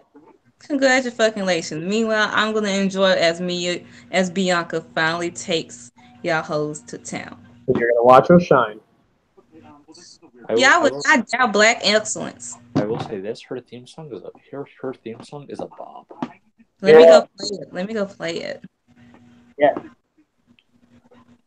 She is my favorite. In hip hop, it usually isn't my thing, but yeah, that song, her song's a bop, man. It's like sort of hip hop, sort of like pop, kind of. This weird like hip hop pop hybrid. That thing, it speaks to me. I don't need y'all. Never needed us.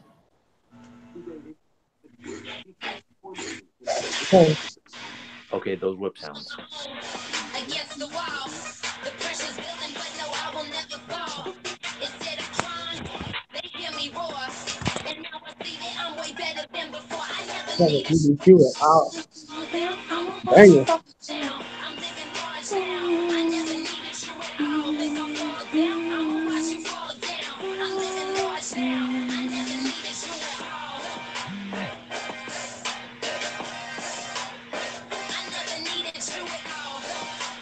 Watch me shine now. Watch me shine now. I never needed you at all. I never needed you at all.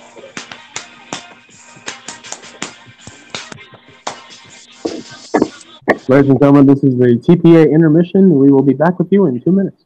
Oh, sorry. Okay. I thought we were going to keep going. That's my fave. Whew, I love her. That's your fave. It's your fave. And meanwhile, my fave in NXT is losing to Lars Sullivan.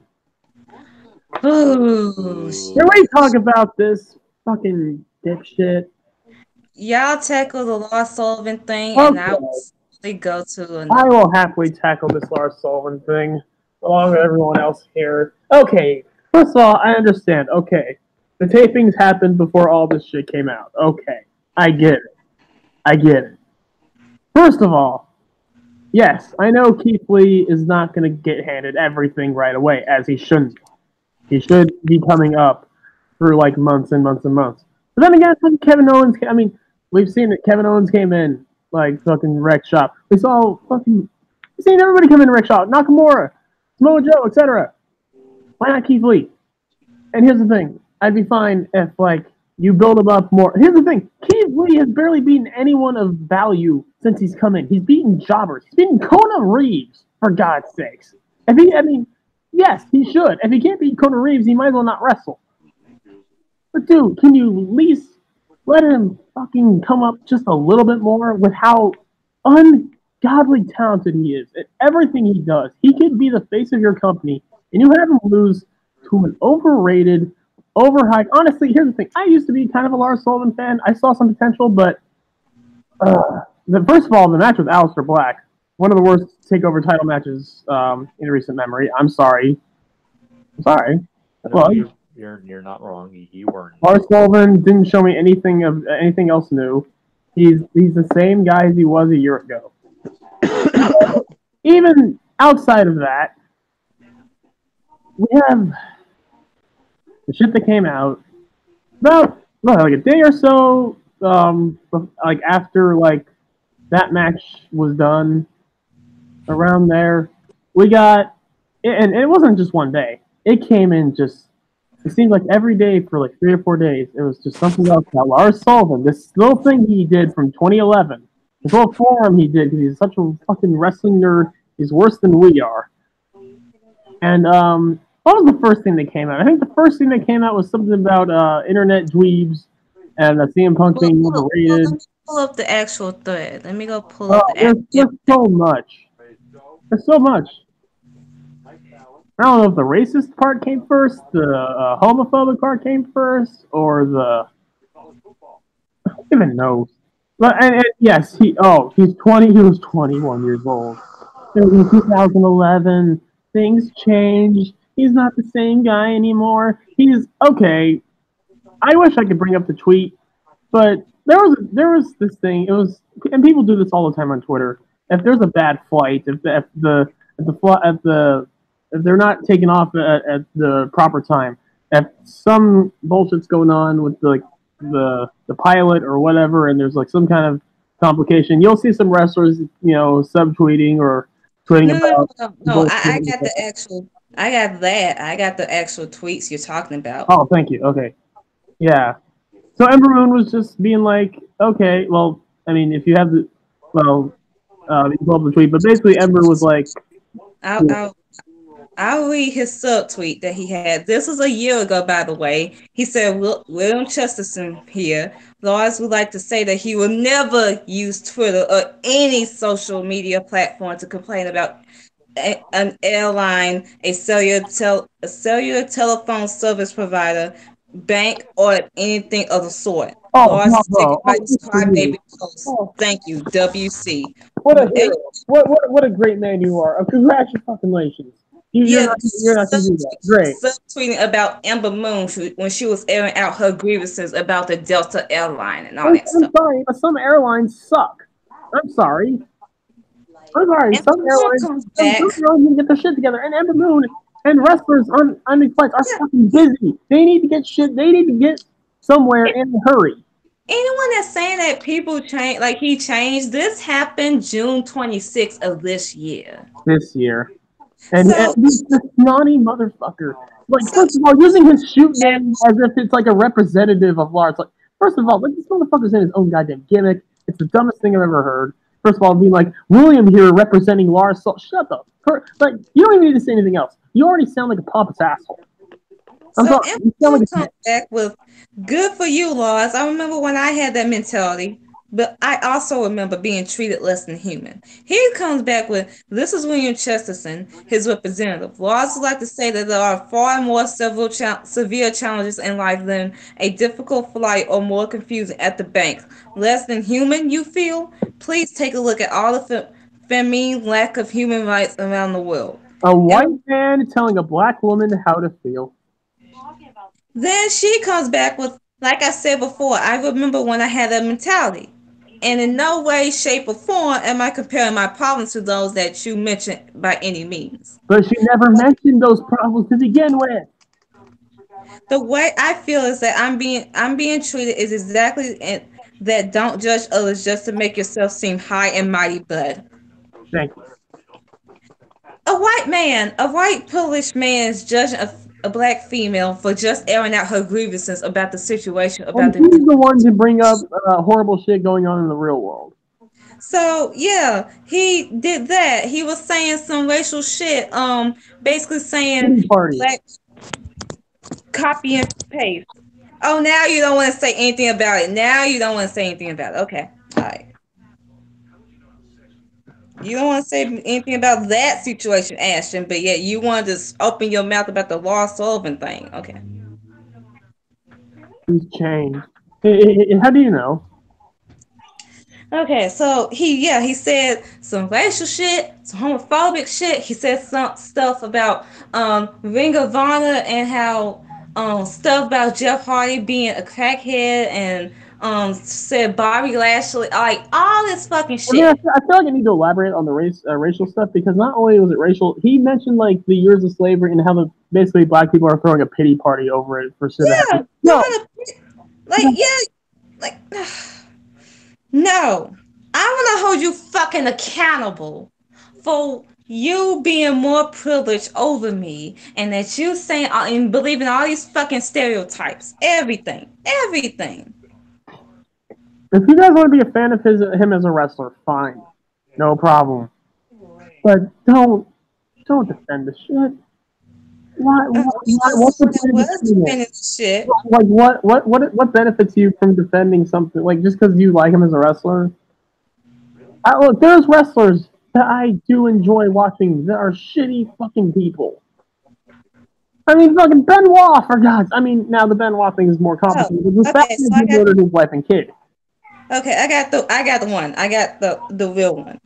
He said, not a troll threat, but just a thought. And the thought is there's a gray area when it comes to sexual assault and rape. There's Oh, 100% complete consensual sex when a woman will jump off her clothes and jump on you. Then there's levels and that don't quite reach 100% consent. Most women like men to take control. At one point, is it too much control? I'm not saying that the politicians who through the nonsense about women controlling when they get pregnant by switching it on and off the brain is right. He's a complete moron. But the fact is, that's a great area when it comes to the definition of rape.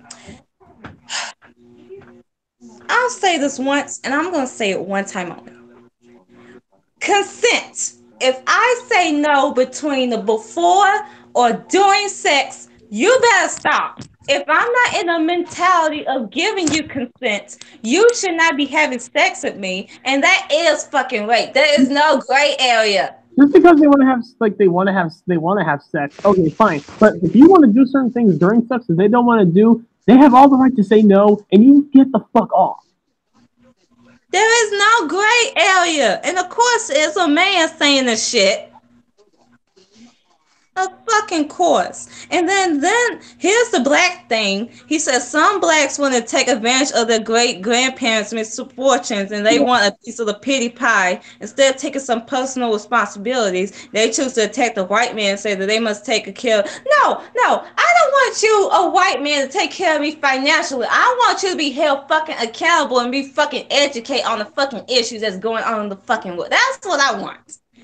I don't want anyone taking care of me as a white man. I don't want that. I don't want your pity party. I don't want that.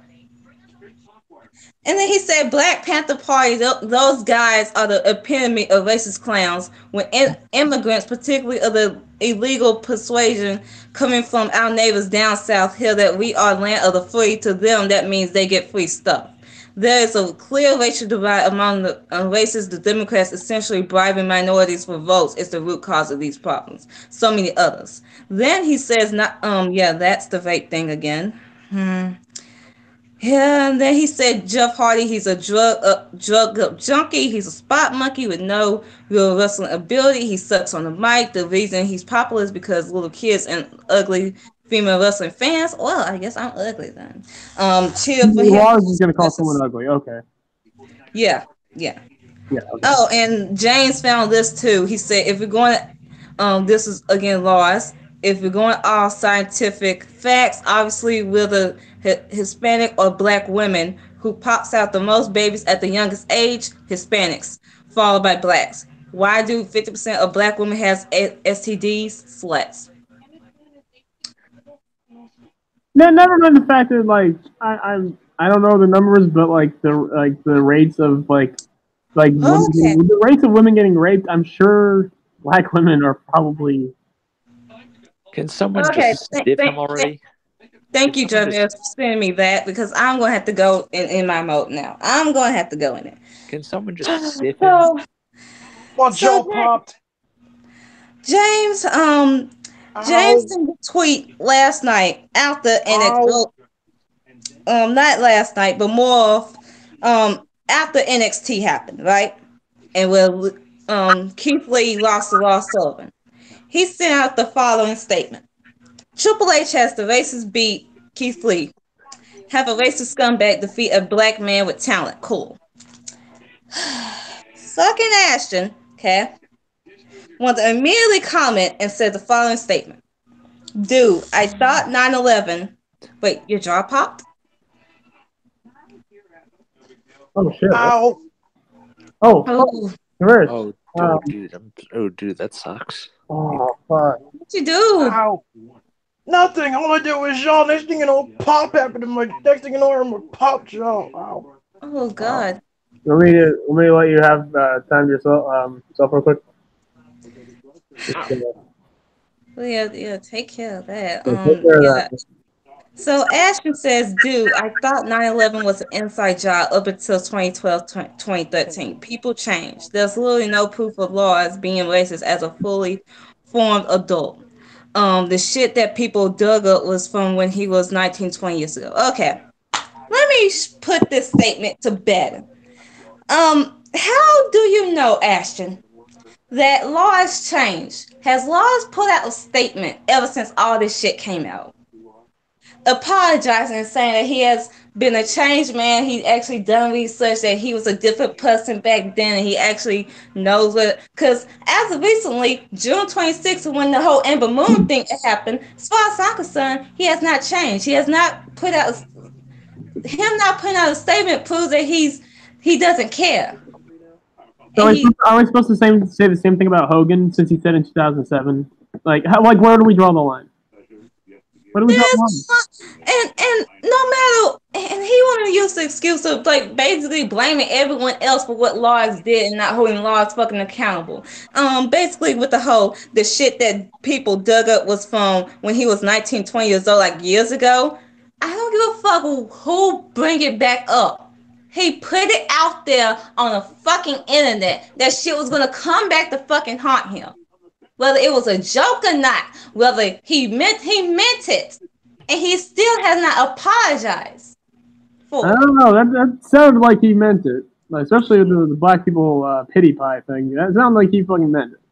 So then James come back and he said, Ashton, if your past came out and including spewing shit like 50% of black women has STDs, referred to immigrants as free nolers, stating that there's a gray area when it comes to rape, and saying blacks are only interested in the piece of the pity pie, I probably lose respect for you too, and I would be uncomfortable watching anything relating to you. Fact is, he was at least 21 when these posts were made, in some cases older. He wasn't a 12-year-old. He doesn't need to be on television show that African American sexual assault victims and immigrants watch. All groups of people he shat on. Fact is, even he was a fully grown adult, which he was at least 21 when he began making these comments. You would be saying the same shit as you were defending Hulk Hogan and stating many times that WWE will bring him back. When multiple black wrestlers say that is evident that he doesn't feel bad for his comments, only that he was caught. So yeah, in my opinion, Lars Sullivan should not be getting a promotion. He shouldn't even have a job in WWE right now. So yeah, no offense, but your views and the white people liking your comments mean nothing to me. In fact, is sexual assault victims and African Americans like our friend Paris Boss, that is me, have expressed discomfort for his comments. Where's the line draw? Are we gonna say like, oh, Hogan? Like he was Hogan? It's not fair. He was only 87 years old when he said it. I'm after that shit, and then Ashton said something else, which I'm gonna find that after. But I am done. I am done with Twitter. I'm done with Discord. I'm taking my $3 and I'm going somewhere else. I can't with Ashton at this fucking point. I can't. And then Abel, I know you did that on fucking purpose, Abel. I know you did it on purpose. Because he sent and asked Ashton about the whole Kareem Hunt situation, about him being released. And Ashton initially was like, lol, and then Jarvis was like, lol, what? And then Ashton was like, I just don't have anything to say about it. Now you don't have anything to say about it. And then he was like, he was dumb. The Chiefs made a smart move cutting him. Young, promising star, thrown career down the drain. Spencer Ware is good.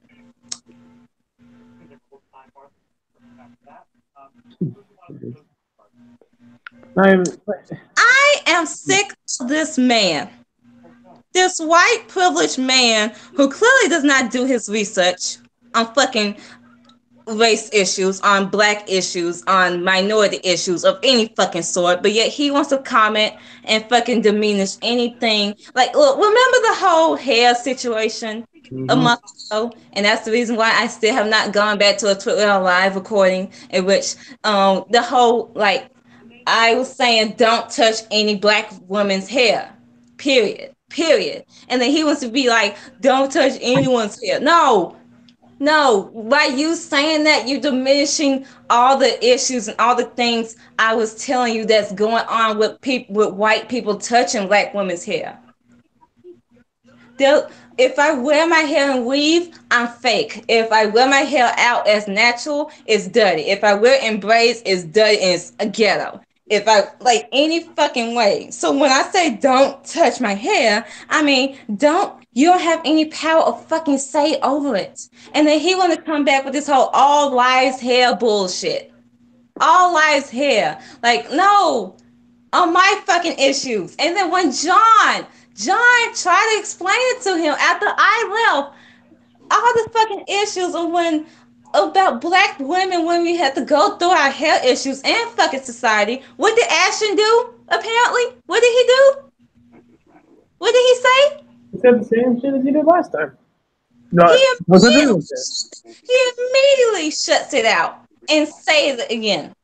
He doesn't say, "Oh, I understand, but don't touch anyone's hair." Like everyone go through the fucking same issues that black women go through with black women's hair. He immediately shuts it down and say, "Don't touch anyone's hair." He pulls the all lives matter shit on me. In this case, with hair. Here's the thing. It's not just hair when it comes to me. When it comes to black. When it comes to me. It's what it represents to me. And what it represents is how y'all white people take away anything that I have. Y'all take away my culture. Y'all take away my ability to voice my opinion. Y'all take away everything I have as a person. And y'all diminish me. But yet y'all don't do the fucking research, Ashton. You don't do your fucking research. But yet you want to speak and you want to fucking diminish. But yet you have all the fucking white privilege that there fucking is in the fucking world. Yet you close to 30 right now. But you don't take the research out your fucking day. That you educate yourself. But yet you want to sit there and defend Laura Slover and point the blame to everyone fucking else. You want to speak on that, and then you spoke on cultural appropriation, and you didn't fully understand it, and by the time you fully finished your answer, you said it was somewhat stupid. You white privileged piece of shit. And then what? Like, I told y'all everything that was wrong with him. I told y'all, but y'all said that I'm fucking wrong, and I was petty, and I didn't know when and I over-exaggerate bullshit. No, you cannot tell me I'm fucking wrong on the issues I fucking know because I'm a black female. I've been through this shit. But yet he sit there and he doesn't empathize on these fucking issues. He doesn't. Not even empathize, just sympathize. Like, just feel for, like, to understand. He doesn't understand. He doesn't, and you don't have to go through my shoes as a black female to understand a black person, a gay person, a minority, you don't have to be a minority to understand what the fucking problem is. The biggest case of that is John. He actually does his research. He listens to black philosophers. He knows this shit. He does his fucking research and educates himself on the fucking issues and understand what the fucking problems are. He actually uses fucking privilege. He doesn't have to. But this is the fucking point I'm making.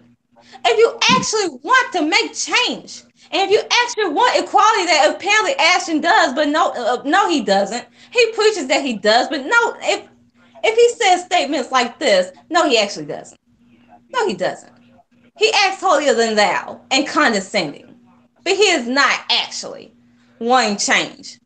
If you want to change, you wouldn't be saying shit like this. You actually hold your fave. Apparently, Lars Sullivan is his fave accountable. You will be holding you and tell him that he should fucking apologize. And you will be making all these fucking excuses for him. He's dense. The He's irony. stupid. The He irony- wants to be ignorant on this shit. He's in his own little fucking bubble. I am sick of this shit. I'm sick of this shit. He's one of unless you, Ashton, you have a fucking solution to all these fucking issues you try to speak upon, but you diminish it and you want to be fucking dumb on this shit, but yet you still want to, unless you actually have a solution with all that fucking white privilege that you have as a fucking 28-year-old, sit down. Unless you actually have a solution, sit your white ass down. Everyone, especially Ashton, everyone here has the internet at the palm of their hands. They can look up all of this shit. They can do all of this shit. And even if you go to school, I mean, they used to whitewash the shit, and they still do whitewash, but it's not nearly as bad as it used to be. You can learn like a lot of Black history, and look, He refuses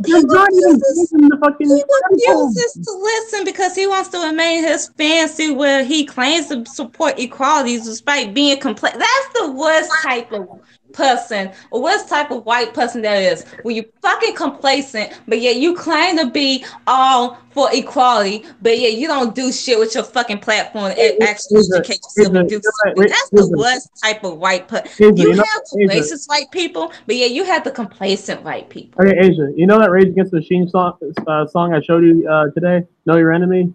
Yes. What was one of the lyrics? I've got no patience, so sick of complacence. Well, we are. Sick of it. I'm sick of this shit. The ironic thing with Ashton is that his favorite wrestler for the longest time is Eddie Guerrero, who was a minority. If he's willing to educate himself on these fucking issues, his views would be much different and he wouldn't be as problematic as he is, and he wouldn't be so complacent. But to be complacent in 2018 is the equivalent of being on the side of the people working against the groups I listened. I don't think it's possible to educate Ashton. I don't think it is. There's not as much of an excuse in this time period to be ignorant. He's not willing to educate himself to the world that surrounds him. Yeah, back he in the 20th century. Tools. As a white foolish man to educate himself, but he chooses to remain ignorant. Like some people back in the 20th century, like they were never taught or had the any opportunity to be taught like this Black history. Like the schools they went to, they were just told like Christopher Columbus was great. He found America and all this shit. But now, like, you can look up all the shit and realize Christopher Columbus was a complete fucking scumbag who stole the land. Cliff. What? I need a favor. What? Could you send Jackie the invite for me, please? Oh, sure. Yeah. Oh, sure. Oh, my God. Oh. Well, I want Jackie's insight in the whole Kimberly thing. Oh, the Kimberly. Please, no. Well, I need her to do it for me because I can barely speak and it hurts. Oh. Hey, man, just suck it up through it, Asia, please, just for me. Yeah, listen to more white people speak on issues. And Asia, do it for me, please. Fine, but if she says one fucking ignorant thing, I'm dragging her bitch ass too. Okay, because I can't really do it because my jaw still hurts. Oh God, I feel like I got super kicked. You take like aspirin or Tylenol or something? Did you try rotating it to try to pop it back into place? It made it worse. Oh, you know. Oh.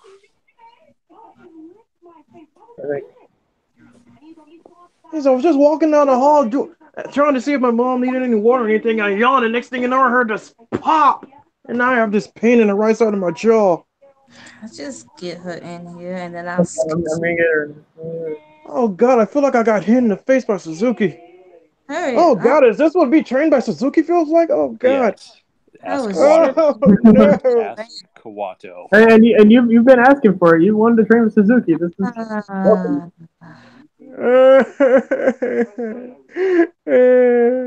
suck it up. I was just in the middle of my rant. It hurts. I love that whole Suzuki thing. I see Suzuki ramp it up just a little bit. He's got the kid in a crossface with a heel hook. Okay. Put the ice. Oh. Are y'all done? Suzuki is just obliterating this child. I don't give a fuck about Suzuki. I was just in the middle of my fucking rant against Ashton because this shit ain't making no damn sense. God. Made it worse. Made it worse. I mean, if you want, I mean, do you want to stay in here, or do you want to like? I mean, hey, whatever you want to do, man. Like, Nah, I'll tell for that. Hang on. okay, I'm gonna hang on. okay, man. I invited Jackie. So, Let me finish my fucking rant. okay.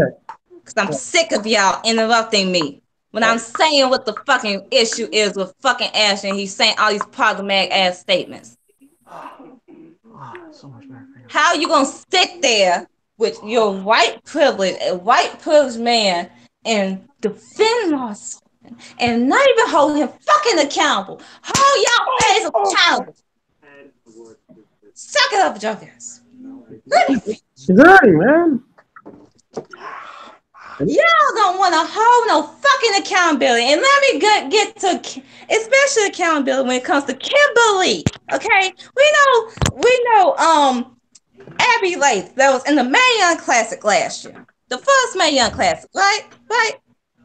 So earlier yesterday, she made this post, posting a quote about comparing, basically the gist of it was she compared veganism and all the issues of it killing like meat, all the like meat animals like cows, chickens, all that stuff, right? She compared it to fucking slavery. Okay? Slavery. Let me repeat myself.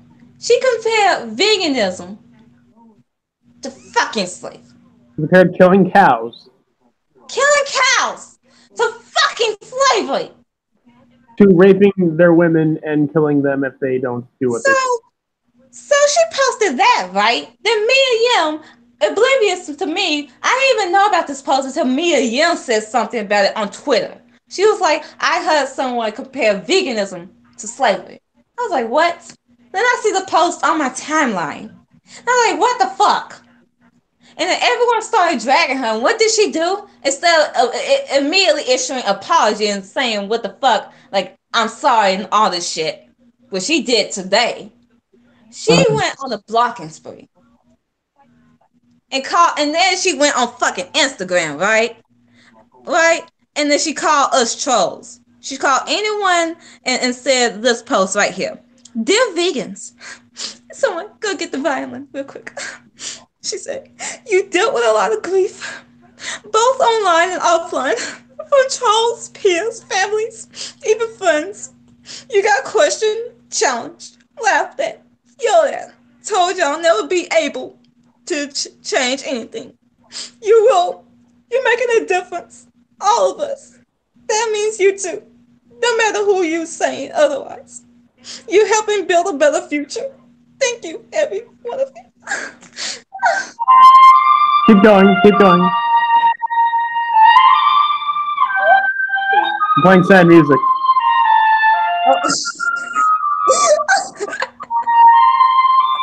Oh my god, it's fucking loud. So then yeah, everyone wasn't with the bullshit. Guys. I'm speaking. So then earlier today, she posted at 6:30 a.m. in the fucking morning. Here's the thing. Doesn't matter what I say because you're going to believe what you want. I said, don't stop fighting for a cause because society makes fun of you. It used some big examples of things that were horribly wrong, but you could have been ridiculed for opposing because they were considered legal 150 years ago. I would have never belittled the suffering those people went through. I said, don't stop fighting because someday people will realize that brutality, murdering animals is just as wrong. I know in my heart my intentions. I know my posts were meant to empower and inspire people to stand up when something is wrong and fighting against injustice. But one person with a little bit of fame didn't actually read it. That's a shot to me and Yim, by the way. They saw a buzzword and tried to accuse me. I am sorry. Finally. Hold up. Quiet. I am sorry it has caused anyone offense. I'm sorry that my intentions were misread, but I would never be sorry for telling people to fight for what they believe in. Peace and love and all. Greenhorn. Oh God, guys, I you know me here. want to cry for this white privileged bitch because you could have got your fucking point across about your stupid fucking. I don't give a fuck. You want to be vegan? Congratulations, bitch. Congratulations. Congrats. Taking vegan her shit. former best friend and tag partner is putting her on blast for this. Seriously, Allie is putting her on blast. Show me this shit because I want to see this. Hang on. I'll read you the tweet. I'll send you the picture, both the pictures. Hang on, I think I got the tweet up. Hang on, I'll read it to you. Okay, hang on 1 second. I got it. Allie's like, listen, I'm all for spreading awareness and showing compassion towards animals. That being said, I'm on the phone. That being said, I do not believe in shaming people, and I don't buy the us versus them mentality, them being meat eaters. Being vegan doesn't make you better or superior to anyone. And then she said, just like any extremist in a group of anything ever, the vegan extremists do not represent the rest of us. You white privileged bitch. Thank You you, could have gotten Allie. your fucking appointment. Y'all shut up. I have this platform right now. Okay. Shut up. You could have gotten your fucking point across about veganism. That's congratulations, you're fucking vegan. But you knew, you should have known what was gonna happen when you fucking compared it to fucking slavery. And then you're gonna be all, well, if I offended anyone, you know you fucking offended. That's why you put out this shitty ass apology, which I'm not gonna fucking accept. You had all this fucking privilege as a white woman. But you wanna be fucking ignorant. Y'all white people do not take time out y'all fucking day to do your fucking research about these fucking issues. And y'all want to be fucking mad when I call you out on your fucking bullshit. And y'all want to go cry 2 tears on fucking Twitter and fucking Instagram. Say y'all being bullied, that y'all dealt with all this fucking bullshit. You want to be fucking ignorant, then I'm going to drag you through the fucking mud. Like I'm dragging Ashton right now. Because Ashton want to be fucking ignorant. Y'all white people want to be fucking ignorant. But y'all actually have the fucking platform, all your fucking privilege. You feel like what the fuck y'all should say. Mrs. Fine, I haven't even had a bite of this. Y'all's fucking stupid, and y'all wonder why I don't fucking hang with y'all. I tell y'all about cultural fucking appropriation, but yeah, y'all want to deem it as fucking stealing. I tell y'all about hair issues, but yeah, y'all want to say don't touch anyone's fucking hair. I tell y'all about what's going on with police brutality, but y'all just want to wave it off. The one fucking person that I know that actually understands these fucking issues, that is white and actually has privilege and actually does his own fucking research. Besides James, it's John. Because all you other white people that I know, y'all don't do shit. Y'all fucking complacent. Y'all prove to me y'all don't want to learn. Either when it came to cultural appropriation, when it came to health issues, and then y'all got mad at me when I threw it back in your face. I don't care. Y'all got mad at me. And y'all say I go fucking overboard. Y'all give me reasons to go overboard, especially when y'all talk about race issues and y'all think y'all know every fucking thing when y'all fucking don't, because y'all don't fucking do your own fucking research. Until you actually have a fucking solution. Sit down. Sit down. But yet y'all want me to fucking vote when I'm not even gonna be in this fucking state in 5 months. When you got all the fucking platform. And y'all think this is a game. Y'all think I'm playing because I'm just petty. No, this is not petty as boss or this is Agent Anthony speaking, right? Fucking. And this is a message to Ashton. If you actually care on these fucking issues, do your fucking research. Don't demean, don't diminish, don't just immediately comment on it and just find it fucking stupid. Do your fucking research. That goes for all of you. Do your fucking research. Because if you don't, and you immediately shut shit down, I'm going to drag you. I'm going to drag you through the mud. Don't just say cultural appropriation is just stealing. Don't just immediately comment on health issues that black people go through and just admit. Don't do that shit. Because I'm fucking done. And I'm done with Twitwell. And I'm done with Discord. And I'm taking my $3. And they can have my $36 that they got over the time. But I'm fucking done. I'm done educating you white people. There's no hope for y'all. Y'all gotta educate y'all fucking selves. Y'all gotta wanna fucking learn. Otherwise, I'll be dead in 2 years. I'm gonna be dead by police brutality. It's gonna be y'all fault. Cause y'all don't wanna take the time. There's reasons why we still in this fucking country. Have not progressed. If anything, we gotten worse. Lynching is the modern day. Police brutality is the modern day lynching. But yeah, I should not be airing my grievances because y'all want to be holding hands, patty cake bakers, man, with fucking ash in them, want to be fucking ignorant. Since this is Asia's exit to Discord, hashtag thank you, Asia. Fuck off! I shouldn't be saying all this shit. I shouldn't be, but y'all want to be made fucking ignorant. It shouldn't take me, a fucking 20-year-old that's black in Alabama, working 2 jobs, telling y'all about this shit. It shouldn't be taking me, but I have to. I have to call y'all out every fucking time on these fucking issues, and y'all want to remain fucking ignorant. I take time out of my fucking day when I could be getting money right fucking now, and I could be doing my fucking homework. Taking time out of my day to educate y'all white ignorant bitches. When y'all got all the platform in the fucking world and all the fucking privilege to actually do y'all fucking research like John is doing. Y'all ain't shit. And that's reasons why I will always resent y'all white people. All you white people. There's a reason why I will always resent y'all. Y'all have all the fucking privilege in the world. I should not be reading and writing because I'm black and all that shit. I should not be able to. I shouldn't be in college right now because I'm black. Y'all white people don't have to worry about walking throughout the day and being shot down possibly and not making it. Y'all don't have to worry about not having to put your hair up in different protective styles and not actually wearing it out because white people gonna be offended. Y'all don't have to worry about this shit. Y'all don't fucking realize it. But am I wrong here? Am I wrong? No. Am I wrong? No. Oh, now y'all fucking quiet, huh? Now y'all quiet. You're not wrong. Y'all not wrong. Y'all not wrong. Y'all bitches, I told y'all from day one. But I'm overboard. I'm petty. I'm the issue. I'll be the fucking bad guy. I'll be the stereotypical black bitch. I'll be angry.